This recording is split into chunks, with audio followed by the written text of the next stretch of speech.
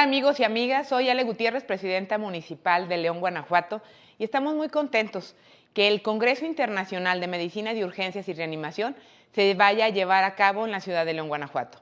Esta ciudad es muy fácil de accesar porque está en el corazón de México. Puedes llegar por tierra, por avión, pero no solamente eso, tenemos toda la infraestructura para poderlo recibir. Tenemos hoteles de todos los precios, restaurantes, lugares para ir a comprar de calidad, bueno, bonito y barato, pero sobre todo, tenemos gente cálida que siempre los recibe con los brazos abiertos, con una ciudad que les ofrece muchísimas alternativas de diversión, pero también de cultura. Aquí los esperamos. León es una ciudad viva y vibrante que está lista para recibirlos. Imagina una ciudad viva, una ciudad vibrante y en constante movimiento. Una ciudad mágica.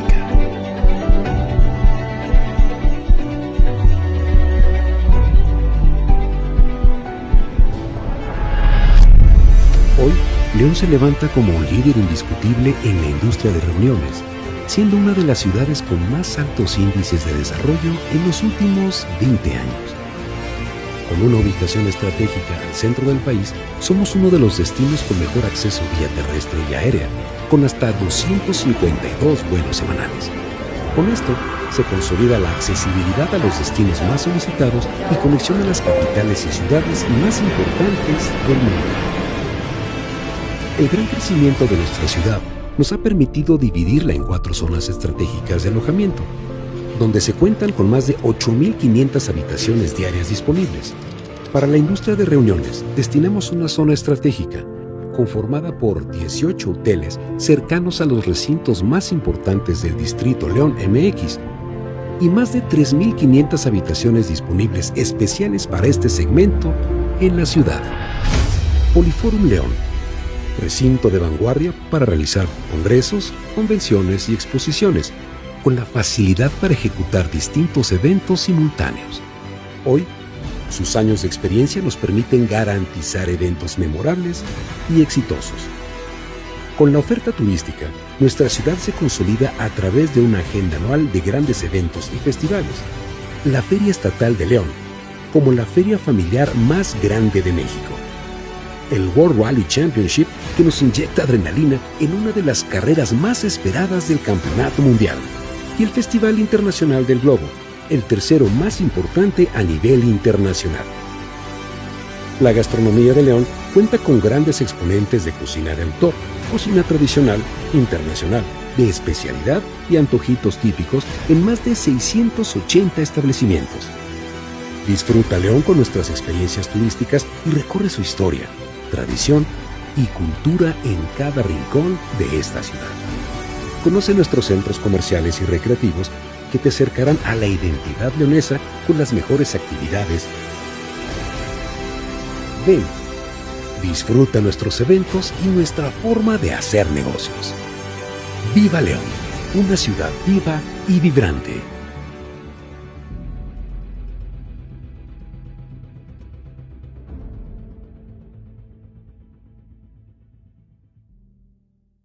Secretaría de Turismo. Gobierno del Estado.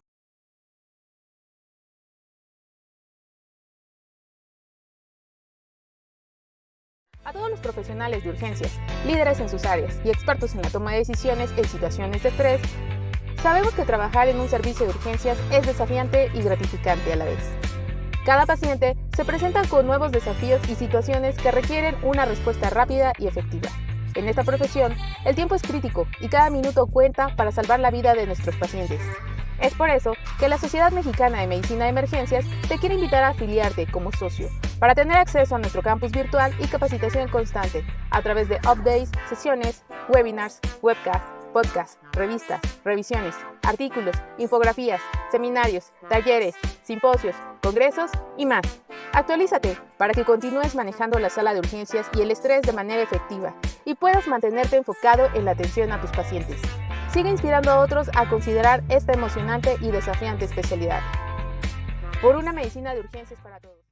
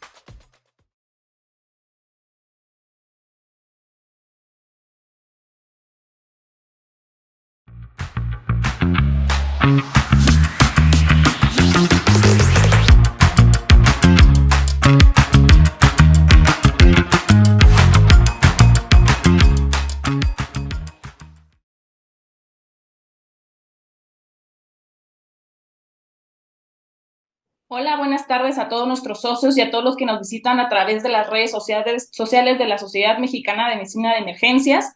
Les doy la más cordial bienvenida. Me presento, soy la doctora Silvia Uribe y a nombre de toda la mesa directiva y personalmente del doctor Julio Olvera Barajas, que es el presidente de la sociedad, les doy la más cordial bienvenida. El día de hoy tenemos la sesión mensual del mes de noviembre, prácticamente ya la penúltima sesión mensual del año. Tenemos un gran tema y un gran ponente. El tema de hoy es optimizando biomarcadores, el rol del dímero D en la paciente obstétrica, sin duda un gran reto. Al terminar la sesión vamos a tener una serie de preguntas, conforme vayan surgiendo las dudas, si las dejan abajo vamos a ir contestando algunas de ellas. Y tenemos el día de hoy al doctor Javier Saavedra Uribe, que es expresidente de la Sociedad Mexicana de Medicina de Emergencias. Ustedes lo conocen perfectamente, creo que no necesita más presentaciones. Es un excelente ponente y vamos a dar inicio a esta sesión del día de hoy. Muchas gracias por su asistencia. Hola, ¿qué tal? Buenas noches, Silvia. Muchísimas gracias por la presentación. Y como siempre, pues es un verdadero honor y un gusto poder estar aquí y compartir un poquito de lo mucho que nos gusta toda esta parte de la medicina de urgencias. Muy bien, bueno, pues muchas gracias, Silvia, por la invitación y por la presentación. Agradezco como siempre a la Sociedad Mexicana de Medicina de Emergencias y en esta ocasión, pues bueno, al doctor Julio César Olvera por la consideración de participar en esta sesión mensual. Y pues bueno, como bien ya lo comentaste, primero que nada quiero darles la bienvenida a esta sesión. El tema que vamos a revisar es optimizando biomarcadores. Vamos a hablar un poquito del rol del dímero D en la paciente obstétrica. Esto en colaboración con Werfen y con la Sociedad Mexicana de Medicina de Emergencias. La agenda, no puedo hablar de trombosis, no puedo hablar de embarazo, no puedo hablar de dímero D, sino pues damos un recorrido, espero que sea de su agrado y con todo gusto al final las preguntas que tengan podamos tener oportunidad de responderlas. Pero esta es la agenda que tenemos preparada. Hablar un poquito de trombosis y tromboembolismo venoso, hablar un poquito de lo que es dímero D, nos metemos de lleno a lo que es trombosis y embarazo y al final voy a hablar un poquito ahí en una situación muy particular de lo que es el síndrome antifosfolípido. Pues bueno, antes que nada, pues aquí mi slide de conflicto de intereses, ¿sí? En esta ocasión, pues bueno, agradezco la consideración de Werfen para poder ser yo considerado, para poder venir a presentar un poquito en este tema. Y como ustedes saben, pues bueno, soy también parte del comité científico y vocal de la Sociedad Mexicana de Medicina de Emergencias en este bienio. Y pues bueno, sin más preámbulo, vamos a iniciar con el tema. Vamos a hablar desde definiciones esenciales o básicas para poder ir entendiendo poco a poco todo el contexto. Vamos a hablar obviamente qué es la trombosis, la condición médica que se caracteriza, como ustedes saben, por la formación de estos trombos, de estos coágulos sanguíneos, dentro del interior obviamente de lo que es el torrente circulatorio, lo que va a condicionar obviamente que existe una interrupción o que se obstaculice obviamente el flujo normal de sangre. Esto va a dar lugar a una serie de cambios fisiopatológicos en donde va a haber obviamente la acumulación y la aglomeración y agregación de plaquetas, la formación de fibrina, va a haber modificaciones obviamente de ese flujo laminar a hacerse un flujo turbulento, que obviamente va a condicionar obviamente también una serie de circunstancias como puede ser la lesión endotelial. A estos coágulos que se forman al interior obviamente de estos vasos sanguíneos lo vamos a conocer como trombos. Estos trombos se pueden desplazar obviamente hacia órganos vitales como puede ser cerebro, como puede ser pulmón y como puede ser el corazón. dándonos lugar obviamente a una trombosis cerebral o un infarto cerebral, ¿sí? A una tromboembolia pulmonar y también obviamente a una trombosis a nivel de lo que es las arterias coronarias, ¿sí? Continuando con esto, pues bueno, este trombo se puede presentar tanto en el sistema arterial como en el sistema venoso. Como ya bien lo comentaba, pues va a dar lugar a que exista un retardo en el flujo sanguíneo normal, va a bloquear o va a interrumpir este flujo normal, lo que va a traer como consecuencia obviamente toda una serie de circunstancias, ¿no? Es decir, va a haber una disminución en la disponibilidad de oxígeno, va a condicionarse una serie de situaciones bioquímicas ahí con metabolismo anaeróbico, aumento en la demanda del mismo y toda una serie de cambios fisiopatológicos que se pueden llegar a presentar.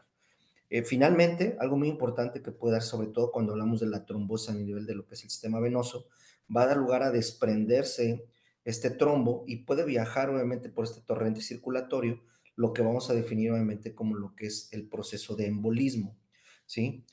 Para tratar de dar un poquito más de contexto, bueno, la trombosis es la patología subyacente que a menudo, y esto es algo muy importante, prevenible, de lo que puede ser del infarto del miocardio, de la enfermedad vascular cerebral tromboembólica y de lo que es el tromboembolismo venoso, que son las tres principales causas de muerte que podemos llegar a encontrar dentro de las principales o más comunes causas de mayor morbimortalidad obviamente en nuestra población, y no solo en nuestro país, sino a nivel mundial. Como pueden ver entonces, retardo en el flujo, bloqueo al flujo sanguíneo normal, el desprendimiento de este, y obviamente el émbolo que puede llegar a formarse, viajar y migrar y obviamente alojarse en alguna otra economía circulatoria de lo que puede ser cerebro, pulmón y obviamente a nivel cardíaco.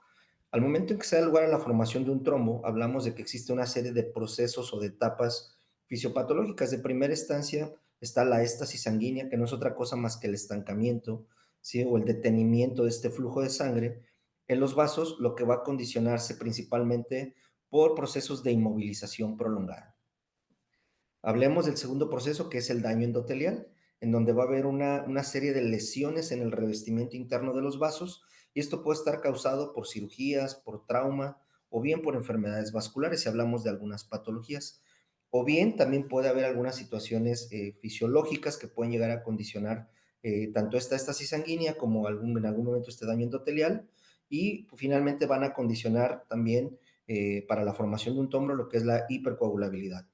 Esto entendiendo que es por trastornos del sistema de coagulación y que estos pueden ser ya sea adquiridos o bien que puedan ser obviamente heredados, lo que va a condicionar obviamente la famosa triada de Virchow, que es justamente esta situación, la éstasis sanguínea, el daño endotelial y la hipercoagulabilidad. Y un cuarto factor en la formación de un trombo, pues son los factores adquiridos, y aquí es donde empezamos a tener de manera importante a puntualizar algunas circunstancias. Pueden haber factores añadidos durante la vida. Uno de ellos, el que más se ha conocido, el que más se ha estudiado, es justamente este proceso fisiológico del embarazo, con todos sus cambios fisiológicos que se van a ir presentando durante los 3 trimestres, y lo que puede dar lugar a que en algún momento pudiera ser también incluso un factor de riesgo muy importante para poder obviamente desencadenar esta formación de trombos, y por lo tanto, pues puede llegar a presentarse estas circunstancias tanto a nivel vascular periférico como una trombosis venosa profunda o como puede ser obviamente una tromboembolia pulmonar. Otros factores adquiridos puede ser el uso de anticonceptivos orales, procesos tumorales o neoplásicos, enfermedades inflamatorias, autoinmunes o no autoinmunes, entre las más frecuentes que pueden llegar a condicionar también esta formación de trombo, partiendo de esta triada principal, que es la éstasis venosa, el daño endotelial y la hipercoagulabilidad. Como ya hablábamos, pues bueno, estos factores ambientales o adquiridos también son muy importantes. Vamos a hablar un poquito de epidemiología. Sabemos que la trombosis es una afectación global común, puede afectar a personas de todas las edades, pero es más común en adultos mayores. Vean la presentación que tiene: 1 a 2 de cada 1000 personas en todo el mundo van a desarrollar al año al menos un evento, ¿sí? De trombosis, ¿sí? Venosa, y 1 de cada 4000 personas van a desarrollar anualmente una trombosis arterial. Las complicaciones graves, como pueden ser la embolia pulmonar o las enfermedades cerebrovasculares, pueden ser obviamente mortales si no se logran identificar de oportuna, y sobre todo si no se les brinda un tratamiento lo más rápidamente posible. Se estima que la trombosis contribuye significativamente a la carga mundial de enfermedades y va a representar una causa importante de morbimortalidad. Como pueden ver ustedes, ¿sí? La trombosis venosa y la embolia pulmonar alrededor de 370 muertes anualmente en el continente europeo, y esto es mayor al total que puede estar con pacientes con síndrome de insuficiencia adquirida por cáncer de mama, cáncer de próstata o bien por cuestiones traumáticas, ¿sí? Y si nos vamos un poquito, pues bueno, uno de cada 4 personas van a morir a causa de una enfermedad causada por la trombosis. Un 60% de estos trombos o estos coágulos venosos van a ocurrir o después de una hospitalización, lo que hace que los coágulos asociados al hospital sean una de las principales causas de muerte hospitalaria evitable. El paciente pudo haber llegado por un proceso infeccioso, por un evento traumático o por cualquier otra circunstancia patológica, pero en el simple hecho de que se mantenga obviamente inmovilizado en un ambiente hospitalario, obviamente hasta en un 60% pueden llegar a ocurrir este tipo de circunstancias. Se estima que anualmente se producen 10 millones de casos de trombos o de coágulos hospitalarios en todos los países del mundo. Esto obviamente va a tener una mayor probabilidad, una mayor incidencia en aquellos países de bajos ingresos o de medios y altos. En estos coágulos o estos trombos que se forman van a ser principalmente en la más profunda de las piernas, que va a dar lugar a la trombosis venosa profunda. Estos coágulos o estos trombos se pueden desprender y van a desplazarse a través de la circulación hacia lo que es el sistema vascular a nivel pulmonar, lo que va a condicionar obviamente una tromboembolia pulmonar. ¿Cuál es aquí en México? Pues bueno, realmente es un problema de salud de manera significativa. ¿Sí? La trombosis profunda es una afectación altamente diagnosticada, sobre todo, como ya lo comentaba, en pacientes hospitalizados. Desafortunadamente no hay muchos estudios estadísticos y epidemiológicos que soporten la cantidad real que vemos días en los hospitales, tanto públicos como privados, la presentación de este tipo de existe un estudio que describió la incidencia de la en todo el territorio nacional y de 2 estados en donde existe un alto índice. Guanajuato, un alto índice de hospitalización por esta causa. Yucatán, un alto índice de mortalidad desencadenada por esta trombosis venosa profunda y por tromboembolia pulmonar. Perdón. La mayoría de casos de trombosis venosa se van a presentar a nivel de los miembros inferiores, en un 60% principalmente en mujeres. Se va a tener una tasa de incidencia que es mayor en mujeres en la etapa reproductiva. Estamos hablando de un periodo de edad entre los 16 y los 44 años. Dentro de los principales factores que van a desencadenar que esta incidencia se vea obviamente más afectada en estas mujeres en esta etapa reproductiva, en primer lugar se encuentra este estado fisiológico que es el caso. En segundo orden, el consumo de la terapia hormonal, uso obviamente de anticonceptivos.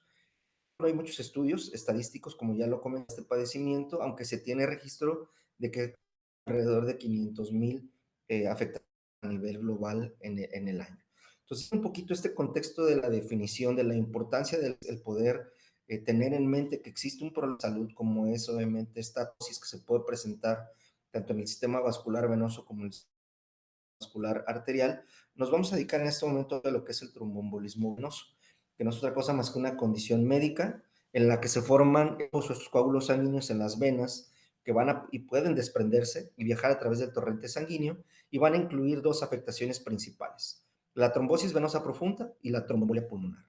¿Sí? Es la tercera causa más común de mortalidad vascular en el mundo, tiene un espectro variable de presentación clínica, incluso de un 18 a un 22% de los pacientes pueden estar incluso asintomáticos o sin saber o conocer que obviamente están cursando con un proceso de trombosis a nivel vascular, ¿sí? Esta trombosis venosa profunda y esta embolia pulmonar, 60 a 70% son casos de trombosis venosa profunda, un 30 hasta un 40% son de embolismo pulmonar, y el mecanismo, como ya comentamos, del embolismo pulmonar, pues es el origen de este émbolo, de este trombo, proveniente obviamente del sistema vascular periférico profundo, es decir, de la trombosis venosa profunda.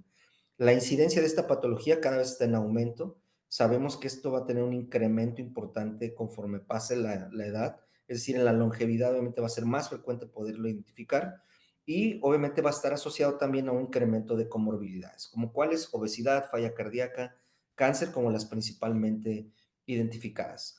Es un trastorno común, sí, sabemos que va a afectar tanto a lo que es el sistema vascular proximal como distal, va a tener una mayor incidencia en algún momento dado sobre la distal, aunque la que va a condicionar mayor riesgo de complicaciones o de embolismo pulmonar, pues va a ser la que se presenta a nivel de lo que es la circulación vascular proximal. ¿Sí? Existe una amplia variedad clínica, como ya lo comentaba, y necesidad de vías de diagnóstico obviamente eficientes. Aquí es donde vamos a empezar a hablar un poquito de lo que nos interesa en esta sesión. Ya hablamos de la mortalidad de 6% a 30 días después del evento trombótico, esto sin datos de embolia. Si hay trombos en zona pulmonar, la mortalidad puede llegar a incrementarse hasta en un 13%. Y bueno, sabemos la repercusión que va a tener en economía de la salud, ¿verdad? Todo el tipo de situaciones que va a condicionar esta derrama económica por la situación de las hospitalizaciones, por las complicaciones que puedan llegar a requerirse en algún momento cuando el paciente se encuentra hospitalizado. Como ya comentaba, puede ser tan variable la presentación que incluso hasta un 25 o un 50% puede cursar asintomático. Y si hay síntomas, como pueden ver en la imagen, va a ser sintomatología local, en donde va a haber pues, la presencia de calor local, cambios de coloración, enrojecimiento, va a haber edema con presencia de fobia, se va a ver manifiesta obviamente la red venosa colateral y obviamente uno de los síntomas o signos importantes va a ser el dolor y el aumento de la sensibilidad en la zona de la afectación, ¿sí? Esto puede llegar a evolucionar a una complicación que aunque no tan frecuente afortunadamente, pero sí se puede llegar a presentar como es un síndrome comportamental y esto puede traer obviamente repercusiones también clínicas muy importantes en el paciente. Otros no tan frecuentes, pues bueno, son los hematomas cercas de la lesión o la flegmasia cerúlea, ¿sí? Que también puede ser otra forma de manifestación de esta trombosis venosa que puede llegar a presentarse. Se necesitan de vías diagnósticas eficientes, como ya lo comentábamos, esto a través de las diferentes escalas de evaluación para ver la probabilidad de presentación clínica, esto a través de un determinado puntaje que dependiendo del puntaje que se obtenga, podemos hablar de si es de un riesgo bajo, de un riesgo intermedio o de un riesgo alto. Hablemos también de unas de escalas igual también específicas como la escala de Wells para una trombosis venosa profunda y siempre obviamente en búsqueda de factores de riesgo para poder en algún momento dado confirmar nuestro diagnóstico. Aquí les muestro lo que es la escala de Wells, ¿sí? Toda la serie de variables clínicas que nosotros vamos a tomar en consideración, que va desde el edema depresible limitado a la pierna sintomática, el dolor a lo largo de la distribución del sistema venoso profundo, si existe la presencia de alguna comorbilidad o enfermedad diagnosticada de cáncer, si se encuentra en tratamiento en curso en los últimos 6 meses o se encuentra ya en una etapa paliativa, si se tiene el antecedente de haber cursado ya con una trombosis venosa profunda previamente documentada, si existe el hecho de que el paciente se mantenga inmovilizado o que se haya estado inmovilizado recientemente en los últimos 3 días o posterior a una cirugía mayor en las últimas 4 semanas, al momento de hacer la evaluación y la exploración física, si determinado si existe un edema de la pierna, de la pantorrilla mayor a 3 centímetros con respecto y de manera comparativa a la pierna opuesta, pues es otro puntaje también. Si todo el trayecto obviamente de la pierna se encuentra edematizada, hinchada, ¿sí? Si existe cambios en la sensibilidad, es decir, parálisis, paresias o parestesias, ¿sí? O también habrá que considerar si el paciente recientemente estuvo inmovilizado con algún aparato ortopédico, como puede ser un aparato de yeso, ¿sí? O bien incluso la utilización de este tipo de dispositivos médicos como pueden ser las botas de Walker, que también en ocasiones se pueden llegar a utilizar junto con los aparatos de yeso. Si existen venas superficiales colaterales no varicosas, igual se le da un puntaje. Y pues bueno, aquí el diagnóstico alternativo, al menos tan probable como la trombosis venosa profunda, se le restan menos 2 puntos. De acuerdo al puntaje que nosotros obtengamos, podemos estadificar una trombosis venosa como un riesgo bajo, un riesgo moderado, un riesgo alto. Un riesgo alto más de 6 puntos, un riesgo bajo menos de 2 y un riesgo intermedio entre 2, ¿sí? Y 5 puntos. Aquí podemos tener una serie de algoritmos en donde nos pueden obviamente ayudar algunos reactivos, algunas pruebas específicas para poder excluir el diagnóstico, como puede ser la determinación de dímero D. Más adelante voy a meter un poquito más de información al respecto, que desde ahorita es importante saber que es un biomarcador de exclusión que va a tener un valor predictivo negativo por arriba del 95, casi 100%, ¿sí? El diagnóstico lo vamos a iniciar nuevamente con la sospecha clínica. Podemos tener este escrutinio con esta prueba de dímero D de alta sensibilidad para poder determinar la exclusión y con esto también desde ahorita comento poder evitar innecesariamente el tener que estar realizando estudios de imagen cuando obviamente tenemos un paciente con un riesgo bajo o un riesgo quizás intermedio, pero que tomando en cuenta el punto de corte de este valor, de este biomarcador de exclusión, nos puede dar la pauta para poder en algún momento dado determinar si se cursa o no se cursa con el diagnóstico de trombosis venosa profunda. ¿Qué es lo que quiero dar a entender? Que es una prueba de exclusión que nos va a determinar si en algún momento esta sale negativa, podemos en algún momento descartar que ese paciente esté cursando con alto riesgo de poder tener un embolismo pulmonar, ¿sí? O bien si sale con un determinado valor en un riesgo intermedio o alto, pues obviamente ya ahí estaríamos considerando, pues obviamente el hacer el estudio de imagen estándar de oro para poder en algún momento dado determinar y confirmar el diagnóstico. Si hablamos de la máxima urgencia en la trombosis venosa profunda, pues obviamente es justamente esta migración de este émbolo que llega a obstruir o a ocluir prácticamente la circulación a nivel de lo que es la arteria pulmonar por uno o más émbolos, ya sea de origen sanguíneo, puede ser gaseoso, puede ser graso o puede ser incluso tumoral, que por lo general proviene nuevamente de un trombo de los miembros inferiores, ¿sí? Sabemos que es parte del espectro del tromboembolismo venoso, puede afectar hasta un 5% de la población a nivel mundial.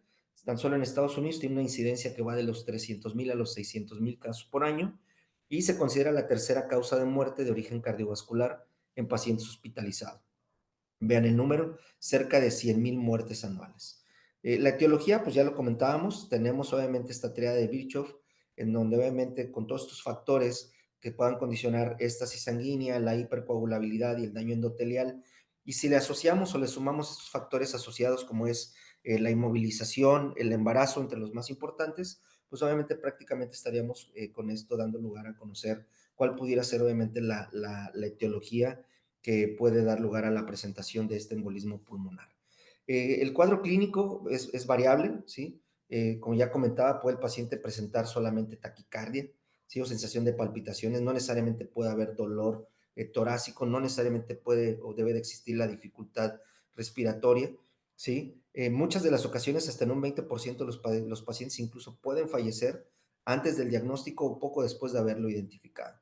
Se asocia fuertemente, obviamente, con complicaciones como pueden ser la hipertensión pulmonar tromboembólica crónica, que puede llegarse a presentar hasta en un 4%, ¿sí? Y como ya lo comentábamos, pues obviamente se requieren de alternativas o de rutas de escrutinio, de diagnóstico, para poder, obviamente, eficientemente poder confirmar o descartar el cuadro clínico de la embolia pulmonar. A manera de resumen, ¿sí? Sabemos que el paciente cuando llega a presentar síntomas, dentro de los más frecuentes que se van a llegar a presentar, pues es la dificultad respiratoria, el dolor torácico, que va a tener una característica de ser pleurítico, es decir, es un dolor que va a exacerbarse o que va a aumentar su intensidad al momento de una inspiración profunda. Puede haber la presencia de tos aguda, ¿sí? Esta va a ser de alguna manera en accesos, ¿sí? Que puede ser disneica o incluso hemoptoica y obviamente se manifiesta de una manera grave. Otro de las manifestaciones puede ser justamente la presencia de hemoptisis, la presencia de taquicardia, que es uno de los síntomas también que puede llegar, de los signos más bien que puede llegar a presentarse con mucha frecuencia, y lo que es el síncope en algún momento también está documentado que puede llegar a presentarse, ¿sí? Tenemos igual, como ya lo comentábamos, esta escala de Wells, que puede ser obviamente modificada, tomando en cuenta que es para un embolismo pulmonar, y obviamente el puntaje va a variar de acuerdo a cada una de las diferentes variables, como pueden ser signos y síntomas de trombosis venosa profunda, 3 puntos, inmovilización o cirugía en el mes anterior, ¿sí? Tumor maligno, la presencia de hemoptisis, una trombosis venosa profunda, embolia pulmonar previa, una frecuencia cardíaca mayor a 100 latidos por minuto, o un diagnóstico alternativo es menor probable que la embolia pulmonar, pues le vamos a dar igual 3. Muy bien, hablamos entonces de lo que es la escala de Ginebra con estas variables clínicas y el puntaje determinada cada una de estas variables. Hablábamos del dolor a la palpación igual venosa profunda en miembros inferiores y edema unilateral, el antecedente de cirugía bajo anestesia general o la presencia de fractura, sobre todo de lo que son las extremidades inferiores en el último mes. Si existe ya la certeza o el diagnóstico de malignidad, ya sea por un tumor sólido o hematológico, o que incluso se encuentre actualmente activo, considerado en remisión, al menos en el último año, igual va a tener un puntaje importante. Si el paciente manifiesta la presencia de hemoptisis, si hay presencia de trombosis venosa profunda, embolia pulmonar previa, y aquí es donde cambia un poquito ya el contexto, ¿no? Si tenemos una frecuencia cardíaca entre el 75 y 94, le vamos a dar un puntaje de 3. Si tenemos una frecuencia cardíaca mayor a 94, le vamos a dar un puntaje de 5. Si el dolor es unilateral en la extremidad inferior, le vamos a dar un puntaje de 3. Y si el paciente es mayor a 65 años, un puntaje de 1.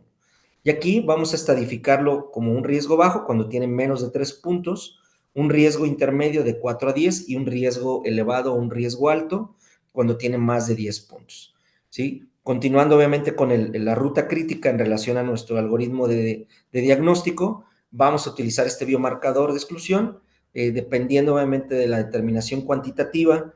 Si es mayor o menor a 500, podemos determinar obviamente si se encuentra normal o anormal, si es necesario descartar ya el diagnóstico de embolismo pulmonar, o si en algún momento se requiere sí realizar el estudio de imagen para poder obviamente confirmar el diagnóstico del cual estamos hablando, ¿sí?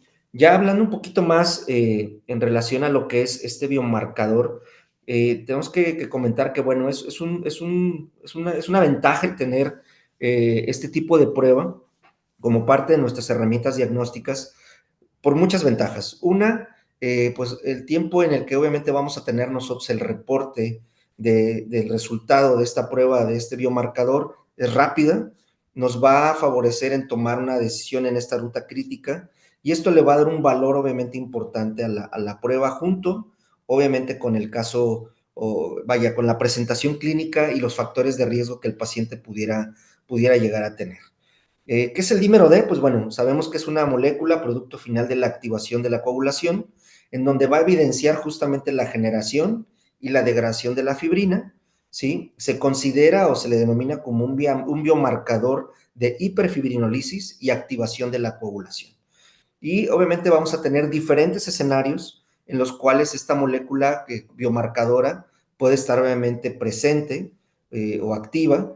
Y hablemos de lo que en este momento nos compete, que es justamente en los pacientes que se encuentran cursando con cuadros de trombosis activa, como es una trombosis venosa profunda o en el embolismo pulmonar, ¿sí? Esto sabemos que va a tener una gran utilidad en diferentes áreas o especialidades. Nosotros en el área de urgencias definitivamente es una herramienta útil, rápida, que nos favorece obviamente para poder hacer esta ruta crítica e ir excluyendo obviamente probabilidades de diagnóstico. Sin embargo, como ya comenté, muchas de las ocasiones el paciente se encuentra ya hospitalizado en las diferentes áreas del hospital, lo que puede obviamente también tener una relevancia significativa el contar con este recurso para poder obviamente tener la determinación específica para un valor predictivo negativo para poder descartar o excluir obviamente el cuadro de trombosis o de embolismo pulmonar. Medicina interna, en hematología, en medicina vascular. Si nos vamos a los cuidados intensivos, pues hablamos obviamente de la coagulación intravascular diseminada, tanto compensada como descompensada. Si nos vamos a trastornos hematológicos, pues bueno, hablemos del seguimiento que se le puede dar posterior a la trombosis, es decir, el seguimiento a la retrombosis y a la anticoagulación. También nos va a marcar una pauta para saber, obviamente, en algún momento qué tan bien o mal vamos en relación a este tratamiento anticoagulante y si en ese momento el paciente quizás incluso esté cursando con un nuevo proceso o evento de retrombosis. Algo importante, vuelvo a comentar, es el diagnóstico de exclusión que nos puede determinar este biomarcador, ¿sí? De hiperfibrinolisis y de activación de la coagulación. Existen múltiples reportes, obviamente, en donde sabemos cómo es que se va, obviamente, a conformar este dímero D en el sistema de coagulación. Y bueno, ¿cuál es el propósito de realizar esta prueba de este biomarcador de dímero D en el diagnóstico del tromboembolismo venoso? De primera instancia, va a reducir el número de estudios de imagen. Esto va a favorecer el exponer o el no exponer de manera innecesaria a nuestro paciente, ¿sí? A estudios obviamente con una cantidad de radiación importante. Y ahorita que hable particularmente en el embarazo, pues sabemos que va a tener una relevancia significativa. 2, para la sospecha clínica baja o moderada y con un dímero D por debajo del umbral. Es decir, este tipo de umbral o este valor que ahorita vamos a hablar en relación al punto de corte no va a requerir estrictamente que se le tenga que realizar ya estudio de imagen, ¿sí? Y puede obviamente funcionar como un pretest clínico de alta sospecha, ¿sí? Cuando obviamente se tiene ya todo un puntaje de un riesgo elevado, ¿sí? En donde obviamente sabemos que ya no, formaría parte de manera esencial el tener que determinar este biomarcador, sí podemos irnos obviamente a las técnicas de imagen para poder obviamente corroborar y confirmar nuestro diagnóstico. Un título de dímero D por encima de este umbral de corte no es diagnóstico de tromboembolismo venoso. Y ahorita lo vamos a explicar un poquito más a detalle y particularmente en la paciente embarazada. Si hablemos de un valor normal, ¿sí? De 500 nanogramos por decilitro, ¿sí? Aunque podemos hablar de algunas circunstancias, ¿no? Podemos tener un valor también como punto de referencia de menor a 250 nanogramos por decilitro. Hablamos de un dímero D durante el embarazo que puede ser de 200 a 400. Si el paciente tiene trombosis venosa profunda o tromboembolia pulmonar, hablemos de este punto de corte de 500 a 1000 nanogramos por decilitro. Y bueno, sabemos que existen otras circunstancias patológicas que pudieran dar lugar a tener obviamente una determinación mucho mayor a esta cantidad. Como puede ser ahora que tuvimos todo este contexto de la pandemia por COVID, ¿sí? De valores por arriba de 2000 a 5000 nanogramos por decilitro, o bien en la coagulación intravascular diseminada, valores incluso por arriba de los 30,000.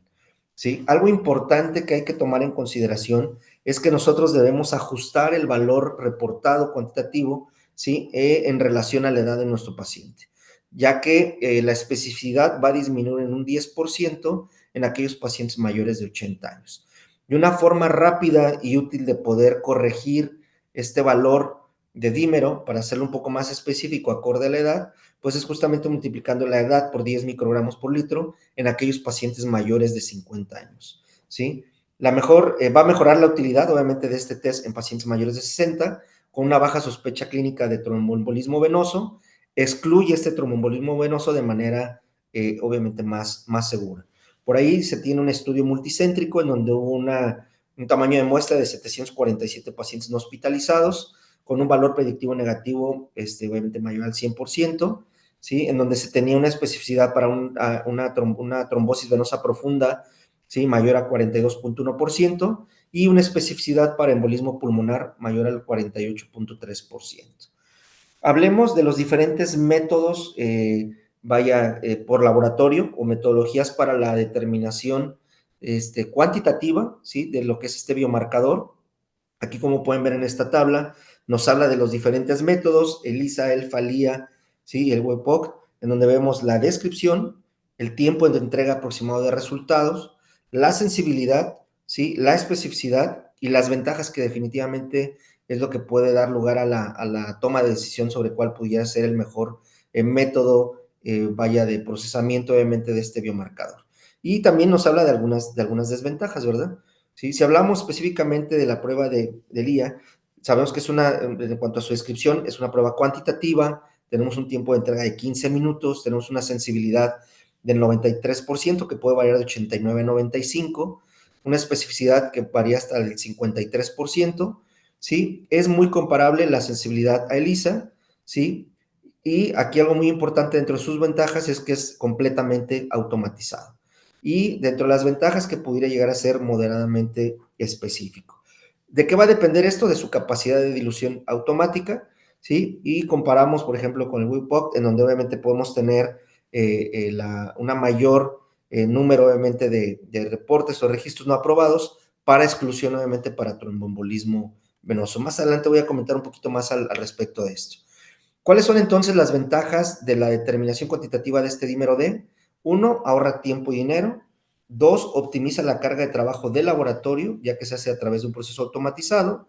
Proporciona una rápida respuesta al paciente.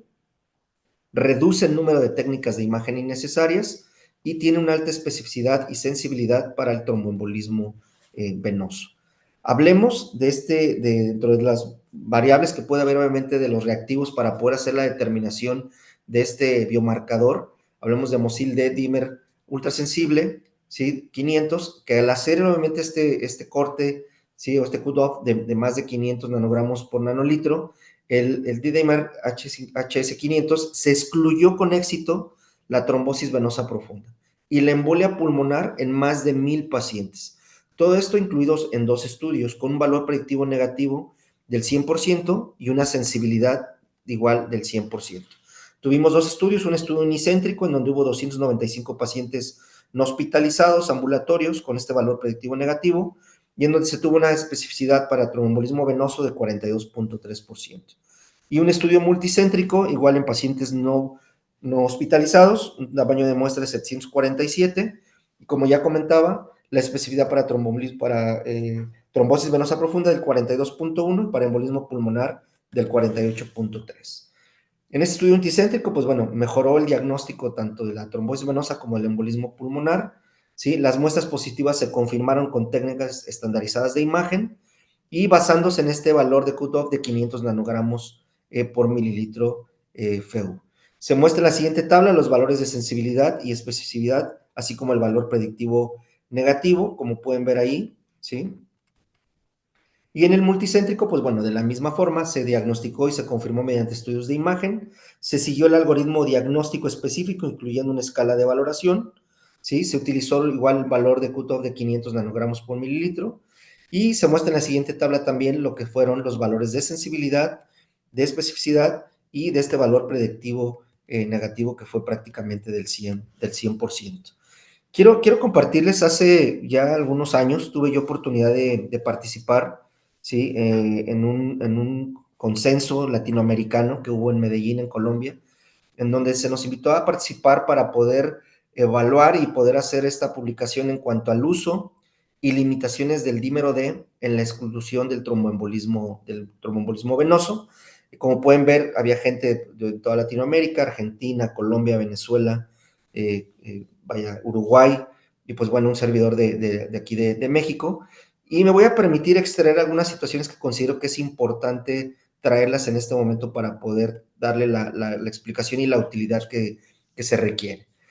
Es importante que siempre que nosotros tengamos en nuestras unidades de trabajo y que mandemos a solicitar obviamente la determinación cuantitativa de dímero D, sepamos qué es lo que nos están reportando, ¿verdad? Si nos están reportando unidades de dímero D o DDU, ¿sí? Como viene ahí, o bien nos están reportando unidades equivalentes de fibrinógeno, ¿sí? ¿Cuál es la diferencia entre las unidades DD, unidades de dímero D, ¿sí? O DDU? Lo que van a hacer estas es que van a expresar el peso del fragmento del dímero D propiamente dicho.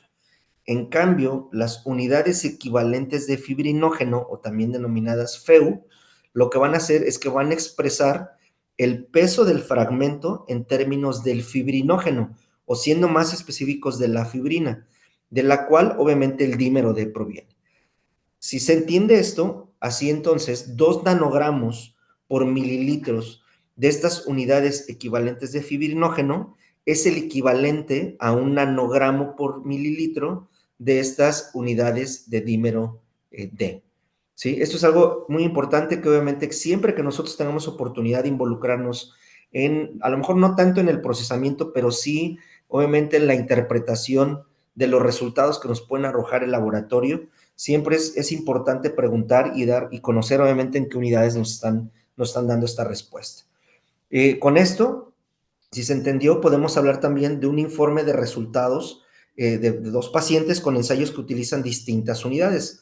Por ejemplo, tenemos un dímero D de 522 nanogramos por mililitro, ¿sí? De unidades de dímero D, ¿sí? En donde se tiene un índice de referencia de 0 a 233 nanogramos por mililitro de estas DDU, y siempre conoce obviamente el método de análisis, en este caso fue por inmunoturbidimétrico, en donde el punto de corte para un tromboembolismo venoso, fíjense bien, es de 243 nanogramos por mililitro de estas unidades de dímero D. Ahora bien, si tenemos un dímero D de 920 nanogramos por mililitro, pero no lo reportan en unidades equivalentes de fibrinógeno, ¿sí? Con un índice de referencia, un valor de referencia menor como punto de corte de 500 nanogramos por mililitro, entonces a través de este mismo método, el punto de corte para el tromboembolismo venoso, vamos a ver que es de menos, ¿sí? De 500 nanogramos por mililitro de estas unidades equivalentes de fibrinógeno. En este mismo consenso, bueno, tuvimos oportunidad de hacer un repaso de este algoritmo para diagnóstico de la trombosis venosa profunda, en donde se tiene paciente con TBP sintomática, se debe calcular el índice de Well simplificado. Si el puntaje es igual o mayor a 2, es obviamente un paciente que tiene una alta sospecha de que pueda ser una trombosis venosa profunda. En ese momento, pues, se opta obviamente por realizar el estudio de imagen y dependiendo del resultado podemos o confirmarlo o bien en algún momento descartarlo. Si se tiene duda, repetir obviamente el estudio de imagen y dependiendo de esto ya se puede o no excluir obviamente la trombosis venosa profunda. Si tenemos un puntaje igual o menor a 1, en donde podemos tener un riesgo moderado o bajo, podemos obviamente hacer la determinación de dímero D, ¿sí? Y obviamente en base al punto de corte, dependiendo de las unidades en las que nos lo reporten, podemos excluir la trombosis venosa profunda o bien obviamente también dar lugar a que ese paciente obviamente puede ser o con una alta sospecha y habrá que hacerle el estudio de imagen, obviamente para poder con esto diagnosticar la trombosis venosa profunda y con esto obviamente dar lugar al inicio del tratamiento con la anticoagulación que así se requiere. Y lo mismo para el paciente con tromboembolia pulmonar, ¿verdad?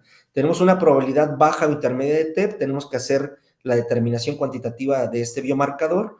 En base al punto de corte menor o mayor a 500, podemos excluir el diagnóstico o bien en algún momento dado realizar la imagen, confirmar el diagnóstico y con esto obviamente iniciar el proceso de anticoagulación. ¿Sí? ¿Cuál fue la conclusión de este trabajo que se realizó allá en Colombia con este grupo de expertos?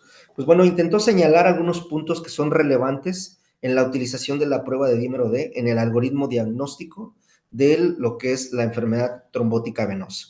Al utilizar este biomarcador en el algoritmo de exclusión de lo que es la trombosis venoso, es importante tener en mente varias situaciones. El ensayo de dímero D para exclusión es útil para excluir obviamente la enfermedad trombótica venosa en pacientes externos con un pretest clínico bajo o intermedio. En estos casos, si el valor o el ensayo de dímero D es superior al punto de corte, no deberíamos de tomarse como confirmación de este tromboembolismo venoso, sino que solo sirve para reforzar la presunción, debiéndose continuar, obviamente, con la ruta crítica en relación al diagnóstico, con estos estudios de imagen que nos pueden, obviamente, corroborar o confirmar el diagnóstico. No debe utilizarse en pacientes con un pretest clínico alto. En estas situaciones, por la misma gravedad, obviamente, del paciente, debe de realizarse la imagen de manera directa, aunque, sin embargo, se puede también de alguna manera, de manera concomitante, pues vaya a tomar el algoritmo o el pretest de dímero D. Los ensayos que utilizan los distintos laboratorios no son intercambiables ni utilizan las mismas unidades. De ahí la importancia de entender esta parte donde yo les explicaba que dependiendo del reporte laboratorio, si es en FEU o DDU, es como podemos nosotros tener ahí el punto de corte y poder hacer la equivalencia para poder determinar, obviamente, este cutoff, si es mayor o menor a 500 o de 250. El médico debería conocer si el ensayo que se utiliza en su institución está aprobado para excluir este tromboembolismo venoso. Y el laboratorio debe informar el resultado con un punto de corte de ese ensayo para excluir justamente esta enfermedad tromboembólica o tromboembólica venosa, ¿sí? El laboratorio debe incluir en el resultado una leyenda aclaratoria sobre si el método que está utilizando no está siendo aprobado para la exclusión, ¿sí?, de la trombosis. Ahora bien, sabemos que el dímero D tiene, obviamente, varias situaciones de utilidad. Ya hablábamos, en este caso, obviamente, de lo que es en el contexto de la trombosis, ¿sí? En urgencias también se utiliza para el diagnóstico de síndrome aórtico, para la estratificación pronóstica temprana de los pacientes con sepsis o choque séptico. Aún sigue siendo un desafío, falta tener un poco más de información, pero bueno, nos está siendo de utilidad. El dímero D desempeña también un papel muy importante en la identificación temprana de los pacientes con riesgo, obviamente, de pronóstico adverso, de acuerdo a la enfermedad concomitante con la que estén cursando. Y pues bueno, sabemos que durante todo el contexto de lo que fue el COVID-19, pues el dímero D nos fue de utilidad para la estratificación en algún momento dado pronóstica de nuestro paciente. Ya metiéndonos un poquito más al tema de lo que es la trombosis y el embarazo, pues bueno, quisiera comentarles que sabemos que durante el embarazo no es una enfermedad, es un estado fisiológico.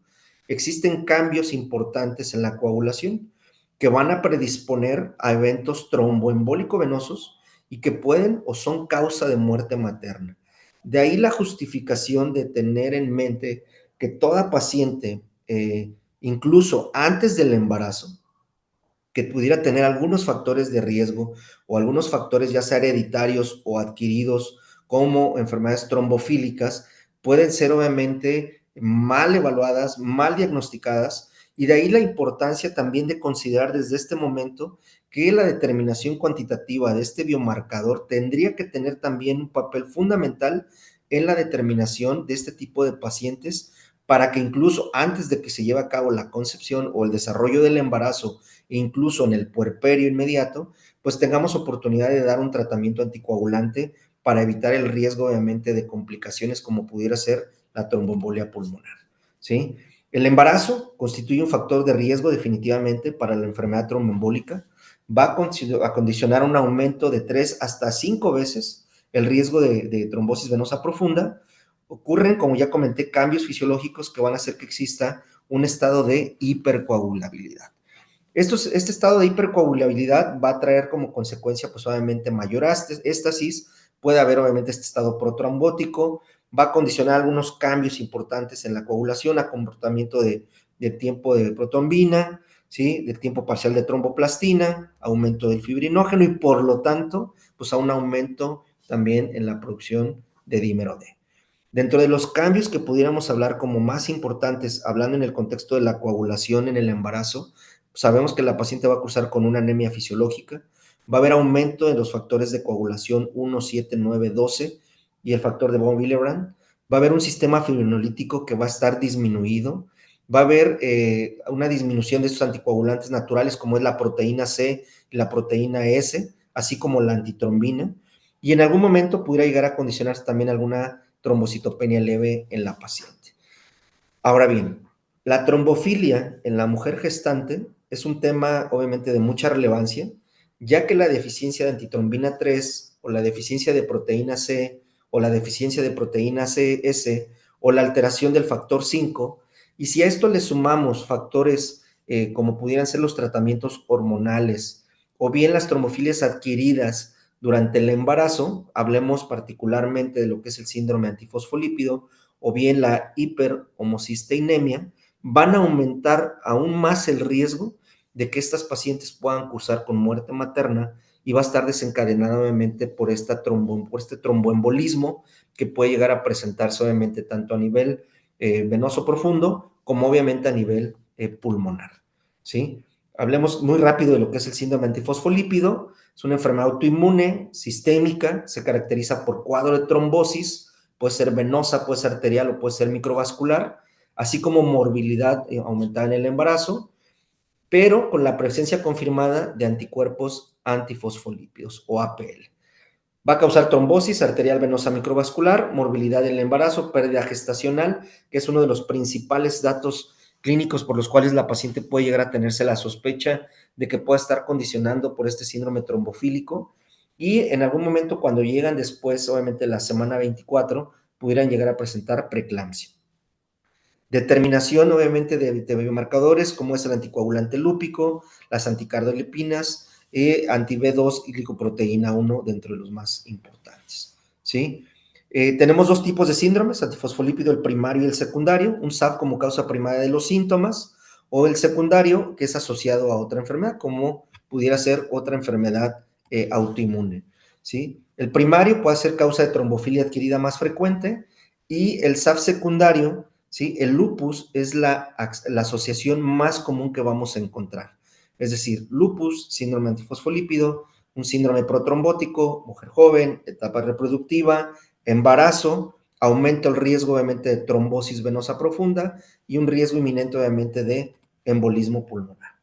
Hablemos del SAF obstétrico, que es un síndrome antifosfolípido que se va a caracterizar por complicaciones graves, como ya lo comenté, ¿sí? Que se va a caracterizar por pérdidas gestacionales recurrentes, pérdida fetal, la presencia de preeclampsia y obviamente la insuficiencia plaquetaria.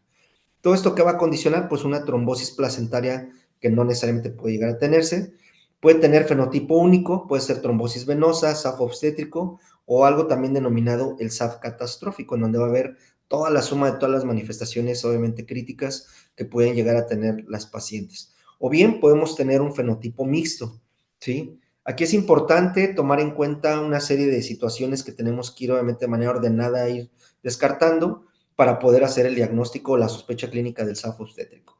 Pérdidas gestacionales tempranas y espontáneas de menos de 10 semanas de gestación, muerte fetal inexplicable, es decir, productos de más de 10 semanas de gestación con un feto morfológicamente normal, o bien la paciente que llega por un parto prematuro menor a 34 semanas de gestación secundario a alguna alteración.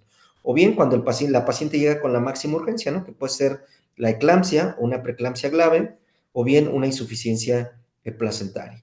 Y aquí viene, pues obviamente, de estas cuál pudiera llegar a ser la más frecuente, que es justamente las pérdidas gestacionales tempranas espontáneas de menos de 10 semanas de gestación.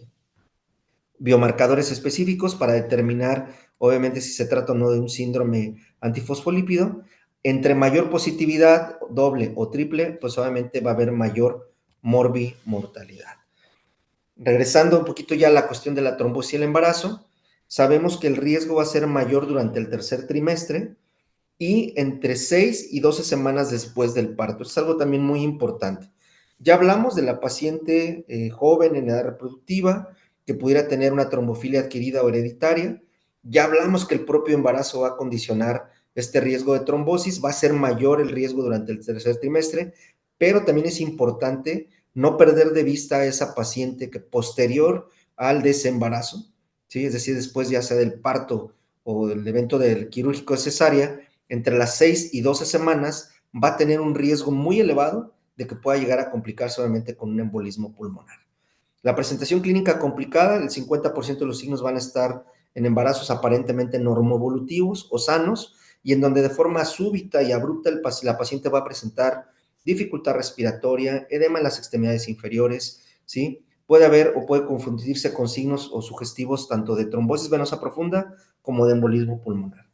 Los factores de riesgo trombogénico en la gestación: edad materna mayor a 35 años, obesidad o un índice de masa corporal mayor a 30 kilos por metro cuadrado, multiparidad previa, gestación gemelar, técnicas de reproducción asistida, y este es un punto importante a considerar. La hiperemesis gravídica también puede llegar a asociarse. Obviamente la paciente ya con antecedente de insuficiencia vascular periférica o con venas varicosas, o bien que tenga parte, obviamente, una comorbilidad materna, llámese una diabetes gestacional o que la paciente curse con algún tipo de cardiopatía que puede ser durante el desarrollo del embarazo o una cardiopatía periparto como también un factor de riesgo. Para hablar, obviamente, de cómo vamos a hacer el abordaje de esta paciente con embarazo, con trombosis, existen estudios ya bien definidos en donde obviamente se evalúan prospectivamente las estrategias diagnósticas en mujeres embarazadas con sospecha de tromboembolia pulmonar. Y tenemos dos modelos diferentes de evaluación de la TEP o del tromboembolismo pulmonar en la mujer embarazada.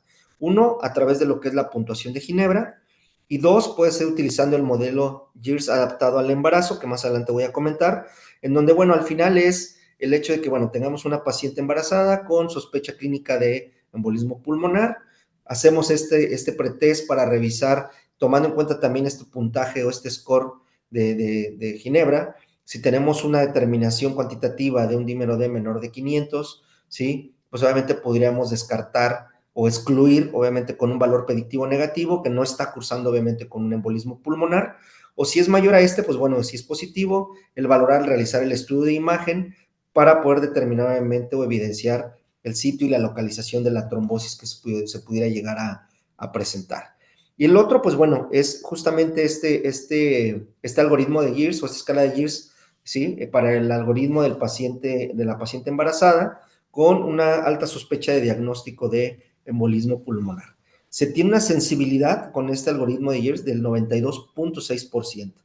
¿En qué consiste? Pues bueno, hay que solicitar el dímero D, es decir, hay que utilizar la determinación de este biomarcador cuantitativo con este punto de corte y buscar intencionadamente si tiene estas variables de GIRS. Es decir, si tiene síntomas clínicos de trombosis venosa profunda. Dos, si tiene presencia o no de hemoptisis, o bien si el paciente estamos teniendo una alta sospecha de que se trata de un embolismo pulmonar por todas las manifestaciones clínicas que pueda llegar a presentar la paciente. Y podemos tener esta variedad de presentación. Puedo tener un paciente que no tiene ninguna variable de estas de GIRS, ¿sí? Pero tiene una determinación cuantitativa menor a 1000 nanogramos por mililitro, en donde ya con esto yo estaría excluyendo el embolismo pulmonar. Puede ser que el paciente tenga igual ninguna variable de GIRS, pero que tenga una determinación cuantitativa igual o mayor a 1000 nanogramos por mililitro, obviamente es de alta sospecha y entonces por lo tanto tendríamos que realizar la angiotomografía para poder determinar si existen defectos o no de llenado ahí en el trayecto vascular arterial pulmonar y que nos pudiera obviamente confirmar el diagnóstico de ¿sí? Embolismo pulmonar. Si tengo una o más variables de GIRS y un dímero D menor a 500 nanogramos por mililitro, puedo en algún momento considerar excluir este embolismo pulmonar y solamente, obviamente, considerar que esa paciente pudiera tener manifestaciones de una trombosis venosa profunda. O bien, si tengo igual o más de una variable de GIRS y una determinación cuantitativa de un dímero D mayor a 500 nanogramos por mililitro, esta paciente, pues evidentemente hay que realizarle un angiotac para poder obviamente confirmar y determinar el diagnóstico de embolismo pulmonar. Con esto, ¿cuáles serían los puntos clave o los endpoints o el update en relación a este algoritmo de GIRS adaptado al embarazo? Es justo para descartar con seguridad la embolia pulmonar en mujeres embarazadas con sospecha de embolia pulmonar, ¿sí? Se evitó la angiografía pulmonar, ¿sí? Por tomografía, ¿en quiénes? En 65% de pacientes en el primer trimestre, ¿sí? Tomando en cuenta que en este trimestre es cuando la radiación puede llegar a condicionar mayor daño, obviamente, para el feto. Un 46% de las pacientes durante el segundo trimestre y hasta en un 32% de las pacientes durante el tercer semestre. Como pueden ver, es un porcentaje sumamente significativo. De ahí la importancia de poder determinar cuantitativamente, utilizando este algoritmo de GIRS para poder hacer esta prueba de exclusión, ¿sí? El omitir o el no llevar a cabo estudios innecesarios y por otro lado, pues bueno, pues obviamente para, en caso de requerirlos, pues obviamente poder corroborar y conformar este tipo de circunstancias. Recordatorio, existen factores trombogénicos asociados al embarazo. Si hablamos de hipercoagulabilidad, ya hablaba yo de que va a haber aumento de factores protrombogénicos, como es el factor 2, 5, 7, 8, 9, 10 y 12, aumento del fibrinógeno, va a haber un incremento de la agregación plaquetaria, disminución de la proteína S, disminución del activador de plasminógeno tisular y un incremento de la resistencia a la proteína C. ¿Qué factor trombogénico de éstasis? Pues bueno, el incremento de la distensión venosa, disminución del tono venoso, disminución de la velocidad de flujo en venas de extremidades inferiores, va a haber un efecto compresivo del útero sobre las venas pélvicas y específicamente sobre la vena ilíaca izquierda, lo que va a condicionar obviamente que exista un riesgo muy importante de mayor éstasis, de mayor hipercoagulabilidad, que se presente obviamente la lesión endotelial y con esto obviamente desencadenar de manera secundaria pues todo el riesgo de embolismo pulmonar. Más estudios en donde obviamente se habla de la utilidad que se tiene en la determinación de este dímero D en el embarazo, ¿sí? Lo que va a condicionar obviamente esta prueba de exclusión muy importante. Con esta imagen me gustaría hablarles un poquito de que es importante todo, ¿verdad? Obviamente tomar en cuenta, siempre individualizar al paciente como todos los pacientes que vemos en el área de urgencias, ¿sí? Tomando en cuenta la edad, el género, los factores de riesgo, si existen factores predisponentes o adquiridos que pudieran modificar o cambiar la evolución clínica, obviamente, de la paciente, tomando en cuenta que es una paciente que no está llegando estrictamente por una enfermedad, es un estado fisiológico. Sin embargo, puede estar asociado a comorbilidades, ¿sí? En donde pudiera haber un riesgo todavía mayor para poder presentar, obviamente, el embolismo pulmonar secundario a esta trombosis. Si hablamos de predicción, pues bueno, ya hablamos de la escala de Wells, si la paciente tiene hemoptisis, si tiene signos clínicos de trombosis venosa profunda, si el diagnóstico pues obviamente es de alta sospecha de embolismo pulmonar, pues bueno, vean la sensibilidad hasta el 43%. Si hablamos de lo que es el score de Ginebra, igual lo mismo, con todas sus variables clínicas que ya previamente habíamos mencionado, va a tener una sensibilidad desde de un 50 a un 70%. Podemos hablar de esta escala PERC, ¿sí?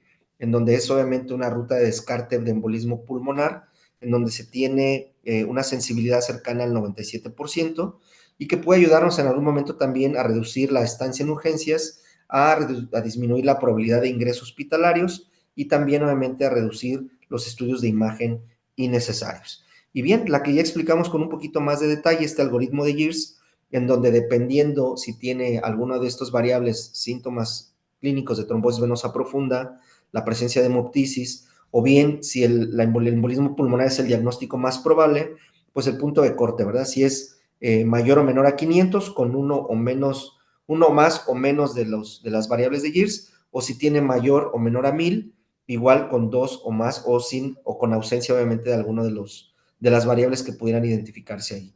Es lo que nos va a determinar la predicción y con esto poder hacer obviamente un diagnóstico lo más temprano o más oportuno posible. ¿Cómo hacemos un diagnóstico? Pues bueno, ya hablamos de la clínica, ya hablamos definitivamente de un biomarcador que es de muchísima utilidad, pero obviamente sabemos que también requerimos obviamente de estudios de imagen de extensión que nos van a hablar obviamente si existe disfunción de ese ventrículo derecho, si obviamente tenemos defecto de llenado obviamente en la angiotomografía pulmonar, que es el método de elección, que es el estándar de oro, que tiene una especificidad del 96%, una sensibilidad del 83%, en donde vamos a ir a buscar e identificar obviamente el trombo y la disfunción del ventrículo derecho. No pasar por alto que todo paciente con sospecha clínica de una trombosis venosa profunda, pues realizar el Doppler del miembro pélvico para poder identificar y localizar obviamente el sitio de oclusión, el tamaño del trombo, si es más de uno, etcétera, y la localización que es también muy, muy importante. No es lo mismo que tengamos un trombo que ocluya totalmente a lo mejor en la región poplitea, a que lo tengamos obviamente a lo mejor a nivel de lo que es la ilíaca primitiva o la ilíaca izquierda, por ejemplo, en donde pudiera haber una obstrucción o un trombo flotante, con un riesgo inminente, obviamente, de que esté embolizando y que puede estar significativamente presentando, pues vaya, manifestaciones de embolismo pulmonar. ¿Sí? Me voy a permitir, por cuestiones de tiempo, me voy un poquito más rápido. Traigo un caso clínico que me gustaría que revisáramos muy rápido. Si bien es una paciente femenino de 17 años con un embarazo de 27 semanas de gestación, crónico-degenerativos negados, medicamentos negados, tiene un inicio de su padecimiento de 3 días de evolución, en donde el síntoma con el cual aqueja a la paciente es la presencia de tos, la refiere como seca, en accesos, ¿sí? No especifica si es disneizante al inicio, refiere que recibe tratamiento antibiótico, pensando en que era un proceso infeccioso, no hay mejoría, y lo que la hace acudir a urgencias es por la persistencia de esta tos, pero ahora con esputo hemoptoicos, es decir, es una tos hemoptoica. Al momento que llega a urgencias, en triage se le toma una presión arterial de 110/76, tiene una frecuencia cardíaca de 120 latidos por minuto, tiene una respiratoria de 21 por minuto, temperatura de 36 y tiene una saturación de oxígeno al aire ambiente del 90%. ¿Qué hace ruido? Pues bueno, si analizamos un poquito el caso, es una mujer joven, obviamente, 17 años, ya con un embarazo de 27 semanas de gestación. El cuadro inicia 48-72 horas previas con uno de los síntomas que pueden llegar a ser frecuentes, que es la presencia de tos. Se hizo una mala praxis en relación a tratar de justificar la presencia de la tos por algo que es muy frecuente y que puede cometerse con mucha frecuencia, que es el pensar que se trata de una infección de vías respiratorias superiores, ¿sí? Se da antibiótico, obviamente la paciente no tiene mejoría y presenta uno de los síntomas cardinales, signos cardinales, ¿no? Que es la presencia de hemoptisis. Y dentro de su vitalografía, ¿qué llama la atención? Dos cosas, ¿no? La primera, la frecuencia cardíaca. Tiene 120 latidos por minuto. Sin embargo, no quiero que pierdan de vista que es una paciente que tiene 27 semanas de gestación. ¿Hasta qué punto podemos nosotros determinar que esa frecuencia cardíaca es o no normal para una mujer de 17 años con un embarazo de 27 semanas de gestación? Y el otro dato clínico que hay que considerar de manera importante, pues es justamente esa saturación limítrofe, ¿verdad? Está saturando, ¿sí? Al 90%. Si se dan cuenta, tiene una frecuencia respiratoria de 21, no viene taquipneica, polimneica, no viene con los datos francos, al menos al momento de la evaluación de dificultad respiratoria. Al momento de llevar a cabo la exploración física, pues obviamente corroboramos, los ruidos cardíacos están aumentados de frecuencia y llama la atención dos cosas importantes. Una, a nivel de lo que es el miembro pélvico izquierdo, en el tercio proximal, presenta edema y enrojecimiento. Y hay dolor y aumento de la sensibilidad a la palpación. Se le toma un electrocardiograma, en donde se observa y se confirma la taquicardia sinusal, ¿sí?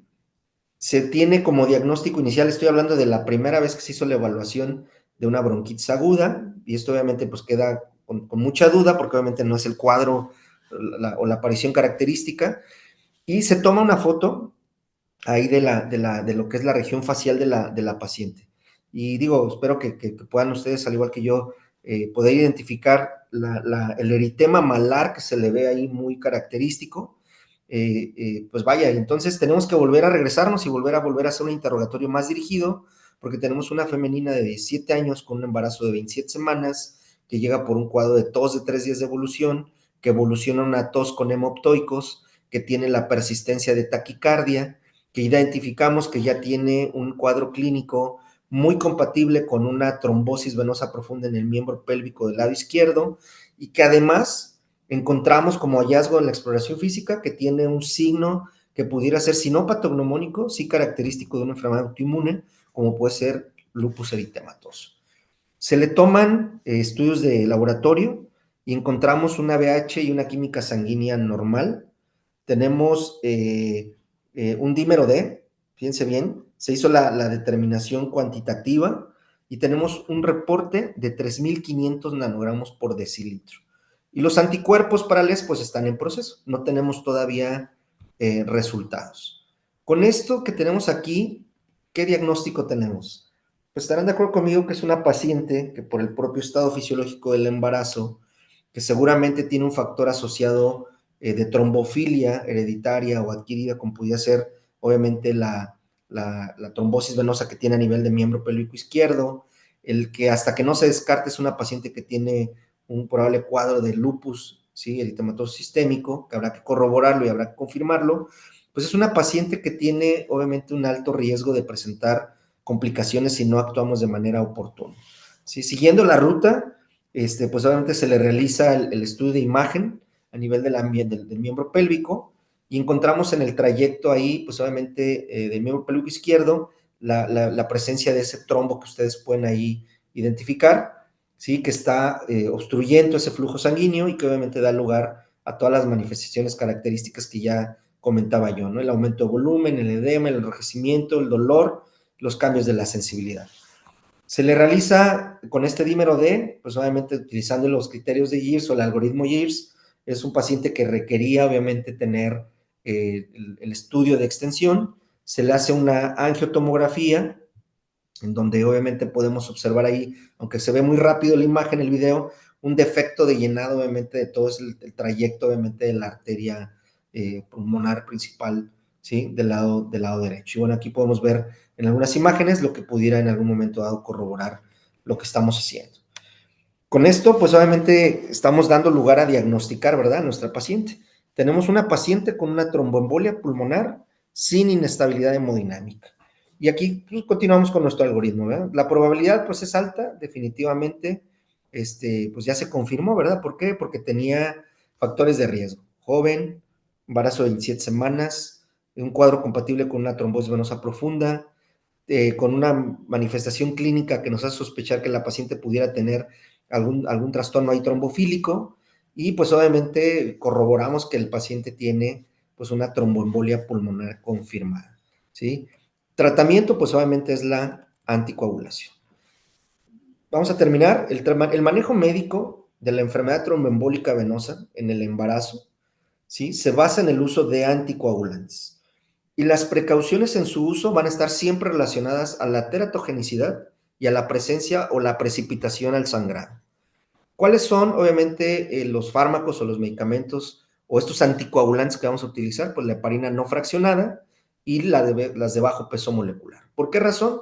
No cruzan la barrera placentaria, no condicionan riesgo de terageneticidad ni de sangrado en el producto, pero sí hay que tomar en cuenta, o sin embargo, sí pueden tener un efecto de sangrado en la madre en caso de existir alguna alteración a nivel útero placentario. De ahí la importancia de la intervención de un equipo multidisciplinario para la evaluación, obviamente, de esta paciente, haciéndole, obviamente, todos los estudios que se requieren para poder, obviamente, descartar el probable riesgo de que existiera un sangrado por esta afectación que pudiera haber o alteración a nivel de la unión útero-placentaria, ¿sí?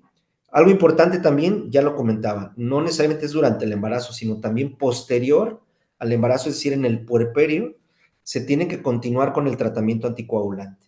Este tipo de heparinas no se secretan en leche materna, que es una de las preguntas que se hacen con mucha frecuencia, por lo que puede utilizarse de manera terapéutica, sin riesgo para el recién nacido en mujeres que se encuentren lactando. Si hablamos de los derivados cumarínicos, ¿sí? Estos anticoagulantes atraviesan la barrera placentaria, existe un riesgo de teratogenicidad en el producto, como pudiera ser hipoplasia nasal, afectación de epífisis y anormalidades del sistema nervioso central, incluyendo la muerte fetal. ¿Y qué decir de los warfarínicos que prácticamente pues, los tenemos proscritos en este tipo de contexto clínico? Además de la anticoagulación, se recomienda también la antiagregación plaquetaria y se va a utilizar el ácido acetilsalicílico en dosis de 60 a 150 miligramos por día durante el segundo y tercer trimestre, en donde se ha visto que se ha mostrado una mayor seguridad debido a su mecanismo de acción y a la vida media de las plaquetas con efecto acumulativo. Entonces, la anticoagulación y la antiagregación que podemos llegar a utilizar en la mujer embarazada después del segundo y tercer trimestre del embarazo.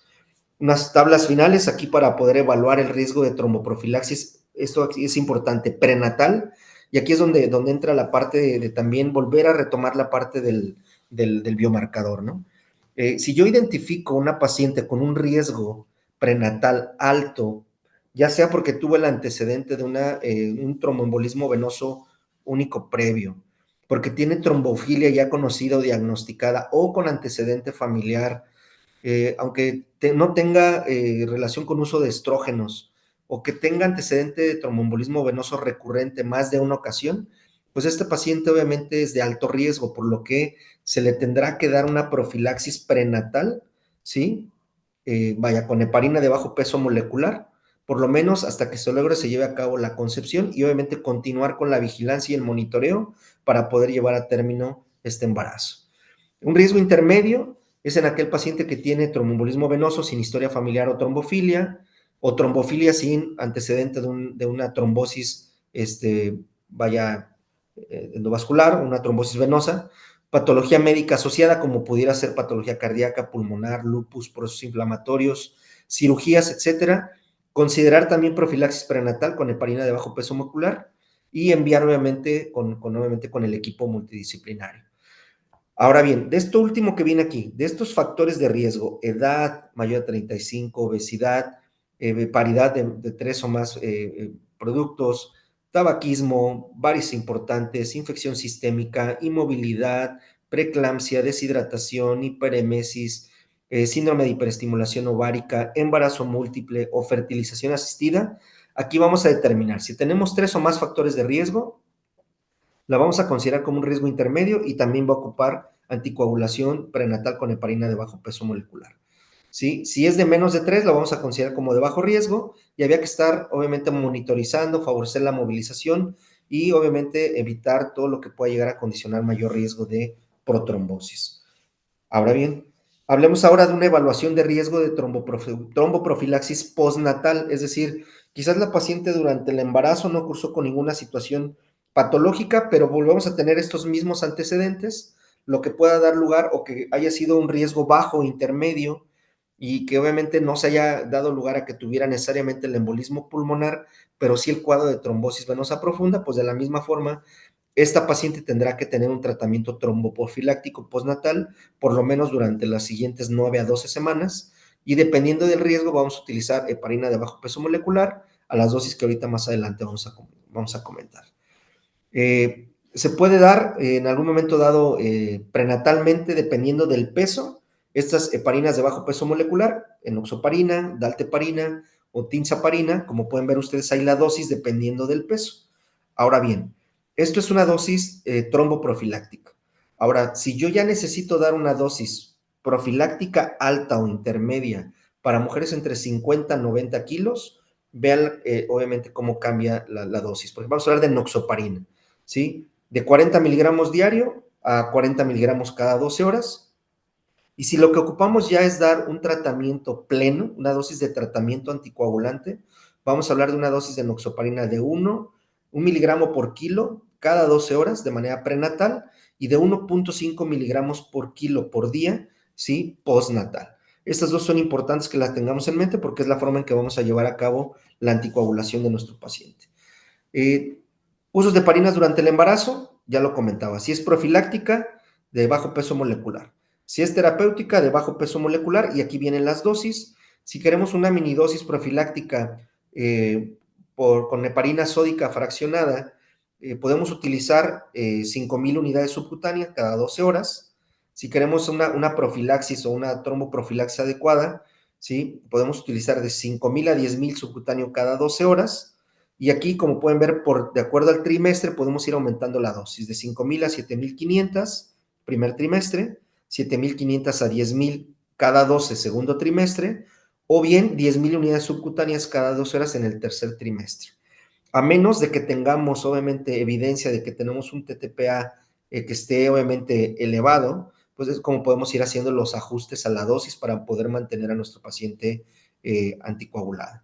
Esto de manera profiláctica. Si lo que queremos ya es hablar de una dosis terapéutica, ¿sí? Pues son estas mismas 10,000 unidades o más subcutáneo cada 12 horas, ¿sí? Independientemente, obviamente, de la dosis que se tengan que ajustar, ¿sí? Por el reporte, obviamente, de TTPA que tengamos. Para una anticoagulación posparto y para vigilancia podemos tener igual las dosis, como pueden ver ahí, tanto con heparinas de bajo peso molecular como la heparina fraccionada por 4 a 6 semanas, o bien considerar e individualizar a la paciente con antagonistas de la vitamina K por 4 a 6 semanas, aunque se recomienda que sea de preferencia heparina de bajo peso molecular. Si estamos hablando de SAF, pues bueno, tenemos a la paciente sin trombosis, con trombosis o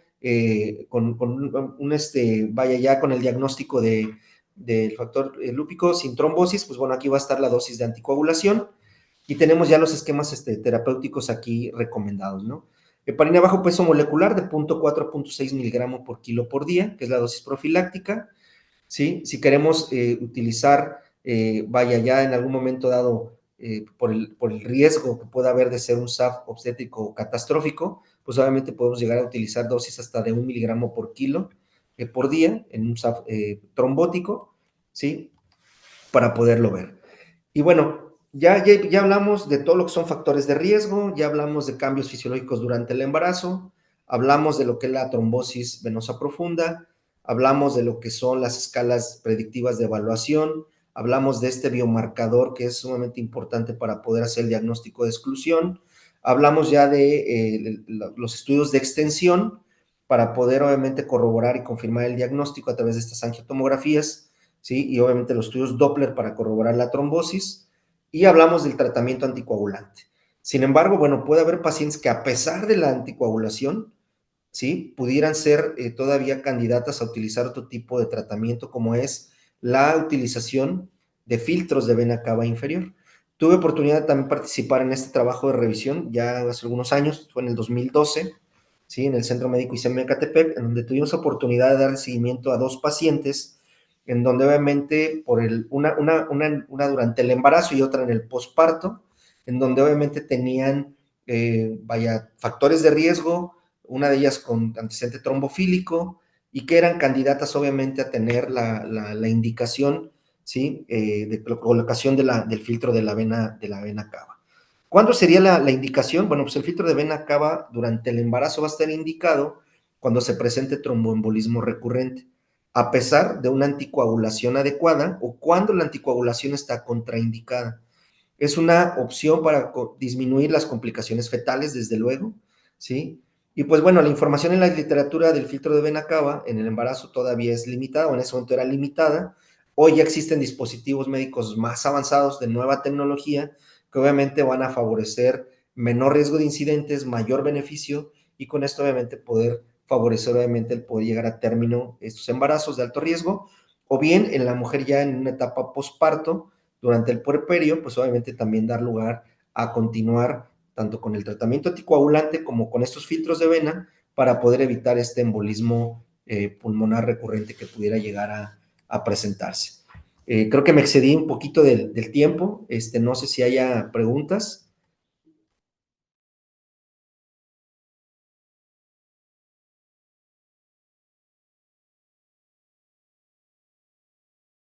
Excelente plática.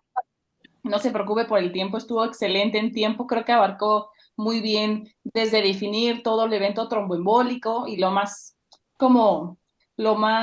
que nos reta más al urgenciólogo y al que atienda en áreas críticas, junto con ginecología, todo este equipo multidisciplinario, que es el abordaje de la paciente obstétrica, que sin duda desde el diagnóstico que queremos subestimar muchas otras cosas, y bien lo mencionó en el caso clínico, a veces subestimamos no queriendo ver la gravedad de la situación, y en otras cosas las herramientas que en ocasiones tenemos limitadas o que no queremos mandar a la paciente quizás hacer una angiotomografía por el riesgo del embarazo, y la gran herramienta que es el dímero D para poder hacer el diagnóstico, y justo lo mencionaba muy bien en este estudio que se llama Artemisa, que sale el algoritmo de Years, pues las pautas que tenemos que tomar en cuanto a lo clínico, la sospecha, el ojo clínico que tenemos como cualquier médico que atiende una paciente obstétrica y con riesgo de tromboembolismo, y las herramientas que tenemos, o el dímero de cuánto tenemos que tomar para poderlo tomar como positivo y poder seguir con el diagnóstico o con la sospecha, ¿no? Porque si bien la clínica es suficiente, si no tenemos esas herramientas, no podemos hacer la exclusión, justo como usted lo mencionaba. Estoy aquí entrando a la plataforma, viendo las preguntas, y hay muchas preguntas, muchas felicitaciones sobre todo. Hay unas preguntas, doctor, si me permite. Claro, con gusto. Doctor, buenas tardes. ¿Considera importante conocer las características de la prueba de dímero D en nuestros hospitales? Y lo mencionaba un poco, ¿no? Sí, definitivamente. O sea, es una herramienta diagnóstica de muchísima utilidad, ¿sí? Que ya vimos que obviamente, digo, en este contexto del embolismo pulmonar, en la paciente obstétrica, pues definitivamente, ¿verdad? Pero obviamente en cualquier paciente con factores de riesgo que tenga obviamente posibilidad de poder desarrollar este embolismo, pues sí es importante conocerlo. Eso y conocer las características, como explicaba también, del laboratorio con el que contamos, ¿no? Para saber qué tipo de reactivo es el que utiliza, cómo es que nos van a reportar esos valores y en qué unidades, para nosotros poder hacer un análisis estricto, cuantitativo, sí, para poder, pues, si es positivo, continuar con el algoritmo, y si no, pues bueno, ya estaríamos excluyendo, porque en ocasiones creo que uno de los errores que con mucha frecuencia se cometen es que se toma, si trae 25,000 de dímero D, ya o sea, nos dejamos ir por el valor y dejamos de lado justamente esa parte, ¿no? La parte clínica, ¿no? O la parte obviamente de sospecha de que pudiera haber algunos otros factores ahí agregados, trombofílicos adquiridos o heredados, y de momento dejamos ir pacientes con TEP, a lo mejor no masivas, pero sí segmentarias o subsegmentarias, y que van a regresar obviamente pues más críticas, ¿no? O más graves, ¿no? Sí, claro. Sí, hay veces que el paciente no llega, ¿no? Ya ni llega, Así ni es. alcanza a llegar por la gravedad que esto puede generar. Digo, puede que se quede en algo leve, en algo intermedio, moderado ahí, pero el hecho de que llegue grave, pues es algo que no podríamos pasar.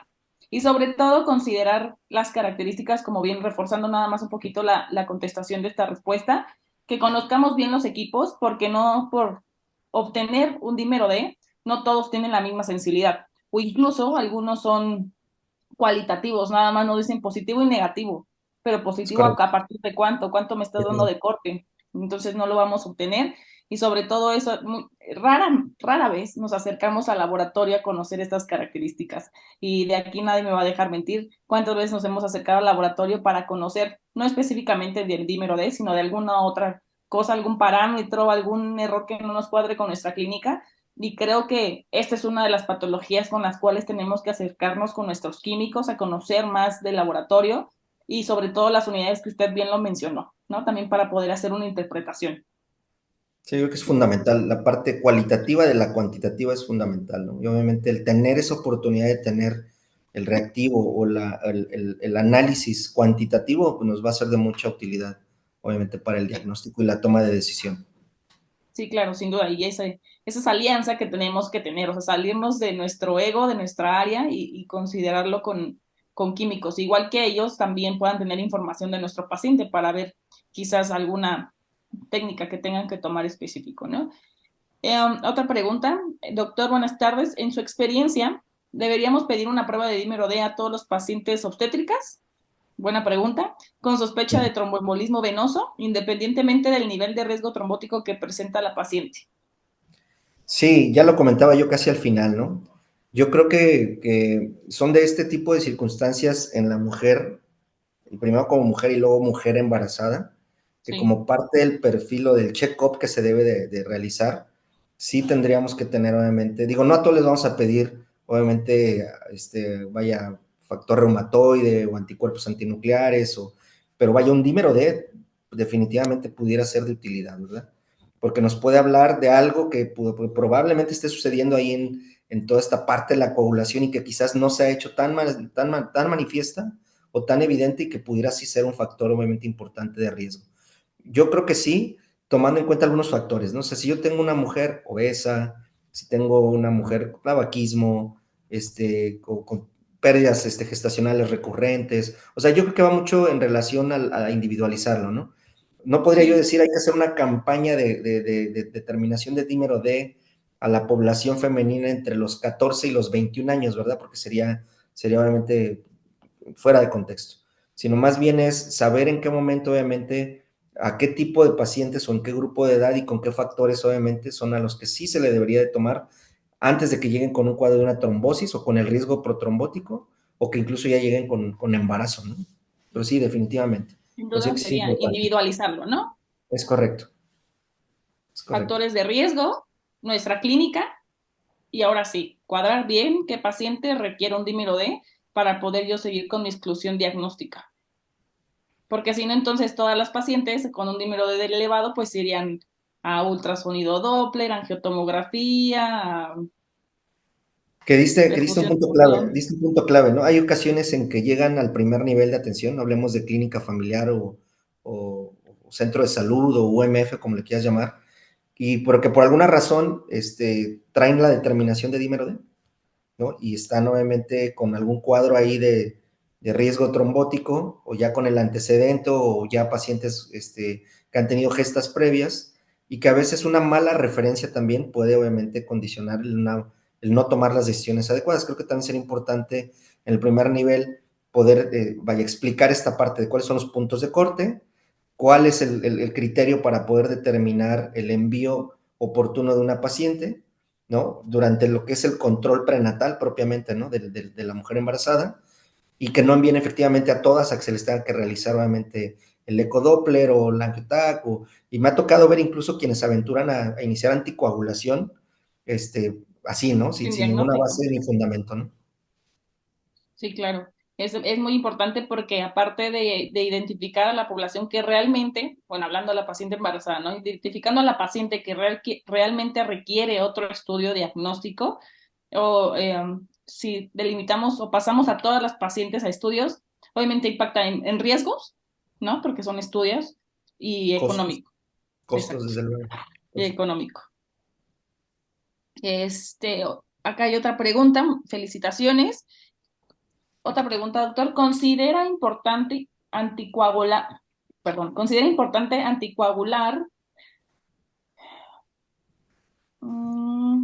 a la misma paciente obstétrica?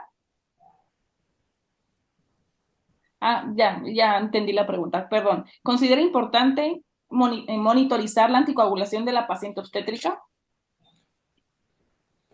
O sea, sí, o sea, si la pregunta es si ya se inició anticoagulación o sin anticoagulación. Por lo que entiendo es monitorizar a la paciente que ya está anticoagulada. Sí, desde luego, desde luego. Digo, sabemos que si vamos a utilizar, como yo comentaba, ¿no? De primera elección las heparinas de bajo peso molecular y saber si está con una dosis profiláctica, ¿no? O tromboprofiláctica, o si ya está con una dosis terapéutica, ¿verdad?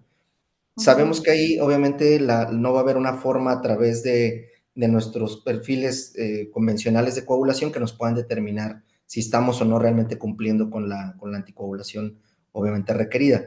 Aquí habría que buscarle también un segundo valor a la prueba de dímero para poder determinar en qué momento obviamente sí, estos niveles obviamente comparativos cuando se tomó la decisión de iniciar esta anticoagulación, lo teníamos como valor de referencia, ¿no?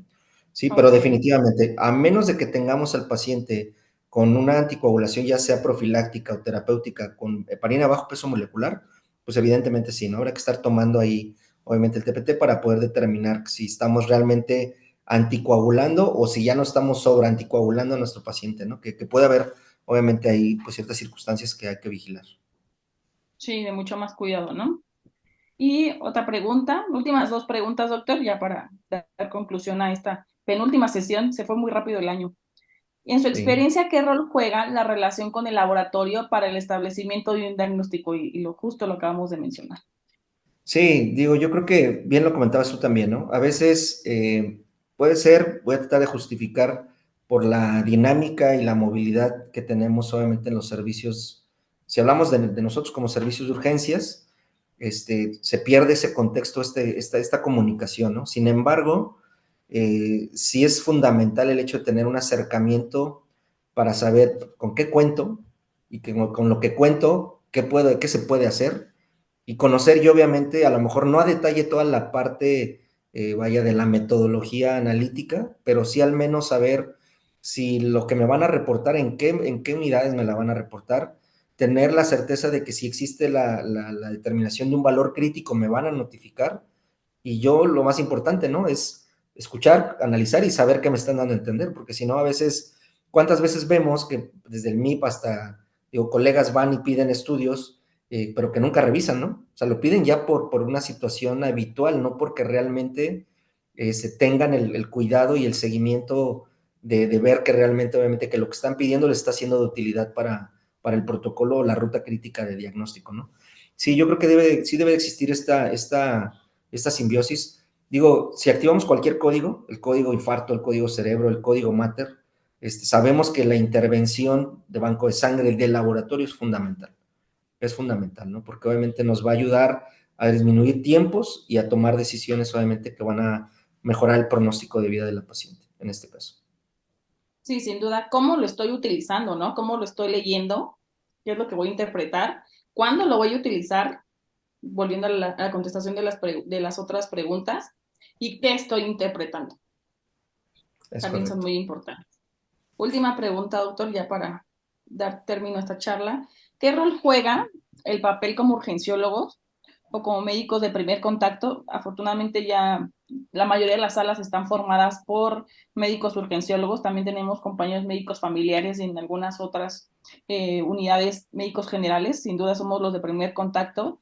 En el manejo inicial de eventos trombóticos en pacientes obstétricas, tomando en cuenta que en muchos hospitales llegan a las unidades de tococirugía o incluso ni hay, ¿no? Unidades de tococirugía.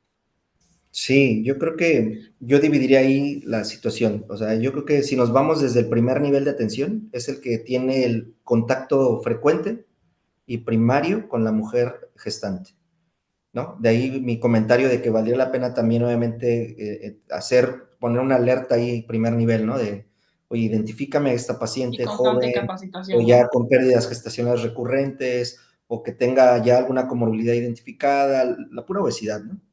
¿No?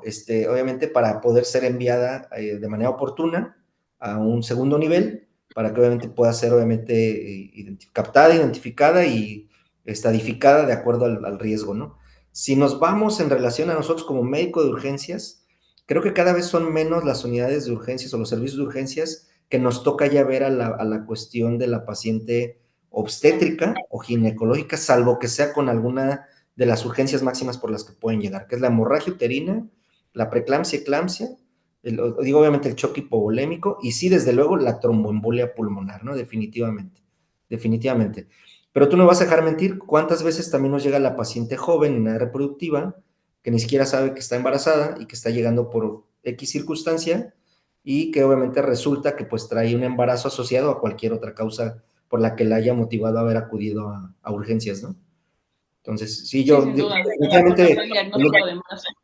el urgenciólogo sigue jugando ese papel fundamental, ¿no? En el momento de evaluar, de tener un alto índice de sospecha, el de poder saber en qué momento es candidata o no o hacerse estudios y extender las pruebas, o bien de canalizar nuevamente al servicio que sabemos que le va a dar el destino o el tratamiento ya definitivo, ¿no?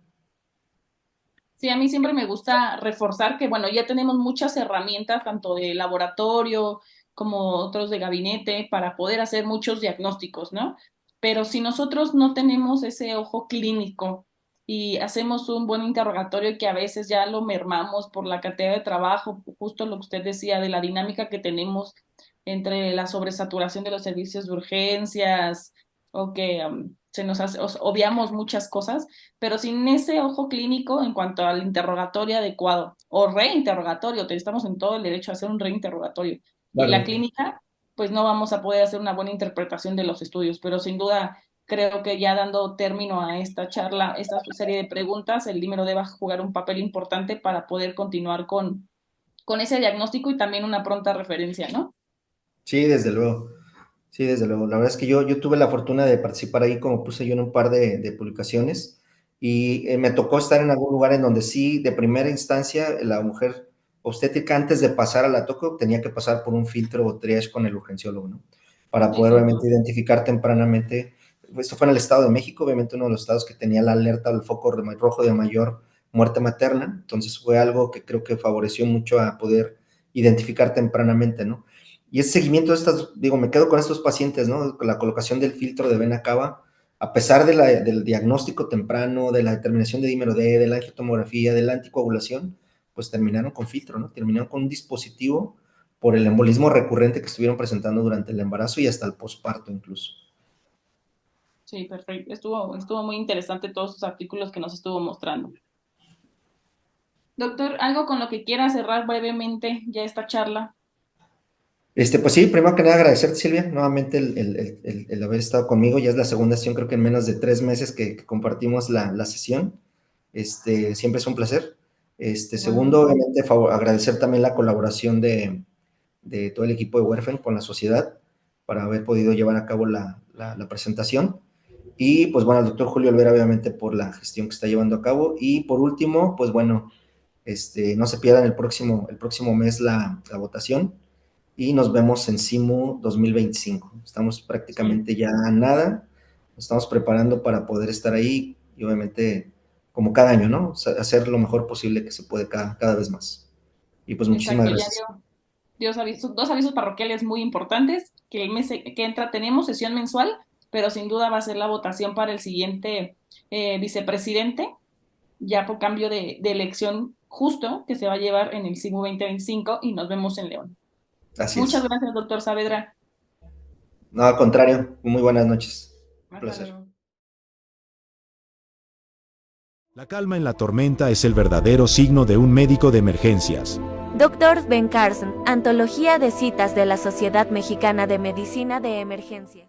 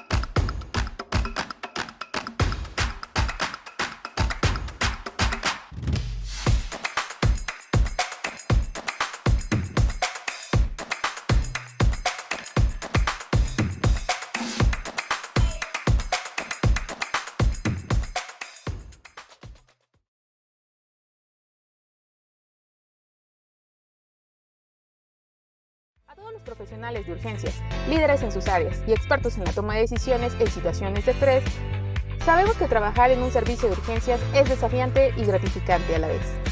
Cada paciente se presenta con nuevos desafíos y situaciones que requieren una respuesta rápida y efectiva. En esta profesión, el tiempo es crítico y cada minuto cuenta para salvar la vida de nuestros pacientes. Es por eso que la Sociedad Mexicana de Medicina de Emergencias te quiere invitar a afiliarte como socio para tener acceso a nuestro campus virtual y capacitación constante a través de updates, sesiones, webinars, webcasts, podcasts, revistas, revisiones, artículos, infografías, seminarios, talleres, simposios, congresos y más. Actualízate para que continúes manejando la sala de urgencias y el estrés de manera efectiva y puedas mantenerte enfocado en la atención a tus pacientes. Sigue inspirando a otros a considerar esta emocionante y desafiante especialidad. Por una medicina de urgencias para todos. Hola amigos y amigas, soy Ale Gutiérrez, presidenta municipal de León, Guanajuato, y estamos muy contentos que el Congreso Internacional de Medicina de Urgencias y Reanimación se vaya a llevar a cabo en la ciudad de León, Guanajuato. Esta ciudad es muy fácil de accesar porque está en el corazón de México. Puedes llegar por tierra, por avión, pero no solamente eso, tenemos toda la infraestructura para poderlos recibir. Tenemos hoteles de todos los precios, restaurantes, lugares para ir a comprar de calidad, bueno, bonito y barato, pero sobre todo, tenemos gente cálida que siempre los recibe con los brazos abiertos, con una ciudad que les ofrece muchísimas alternativas de diversión, pero también de cultura. Aquí los esperamos.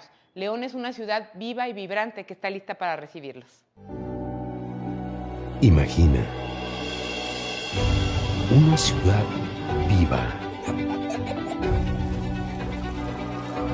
una ciudad vibrante y en constante movimiento. Una ciudad mágica.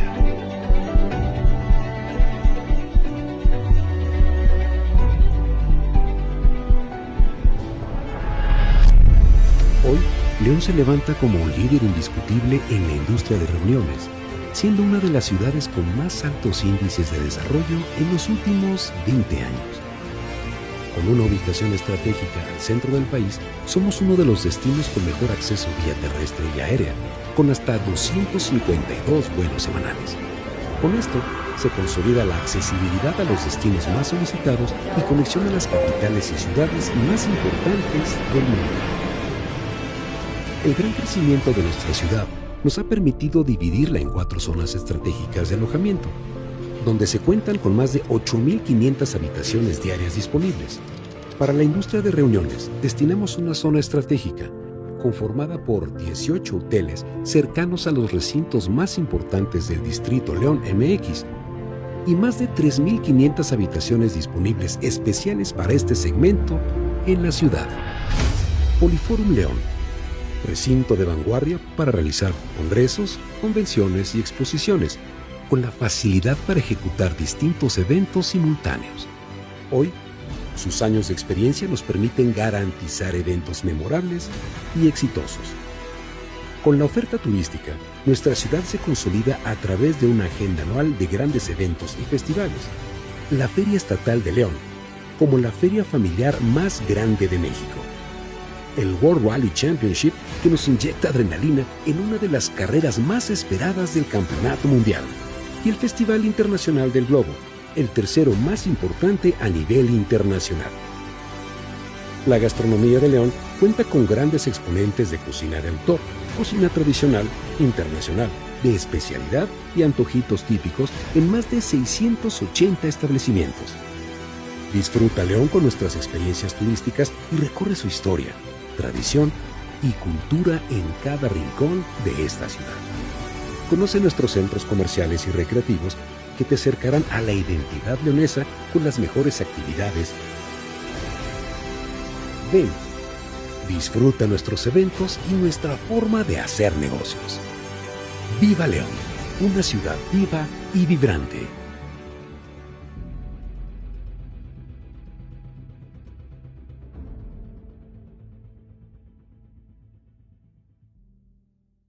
Secretaría de Turismo. Gobierno del Estado.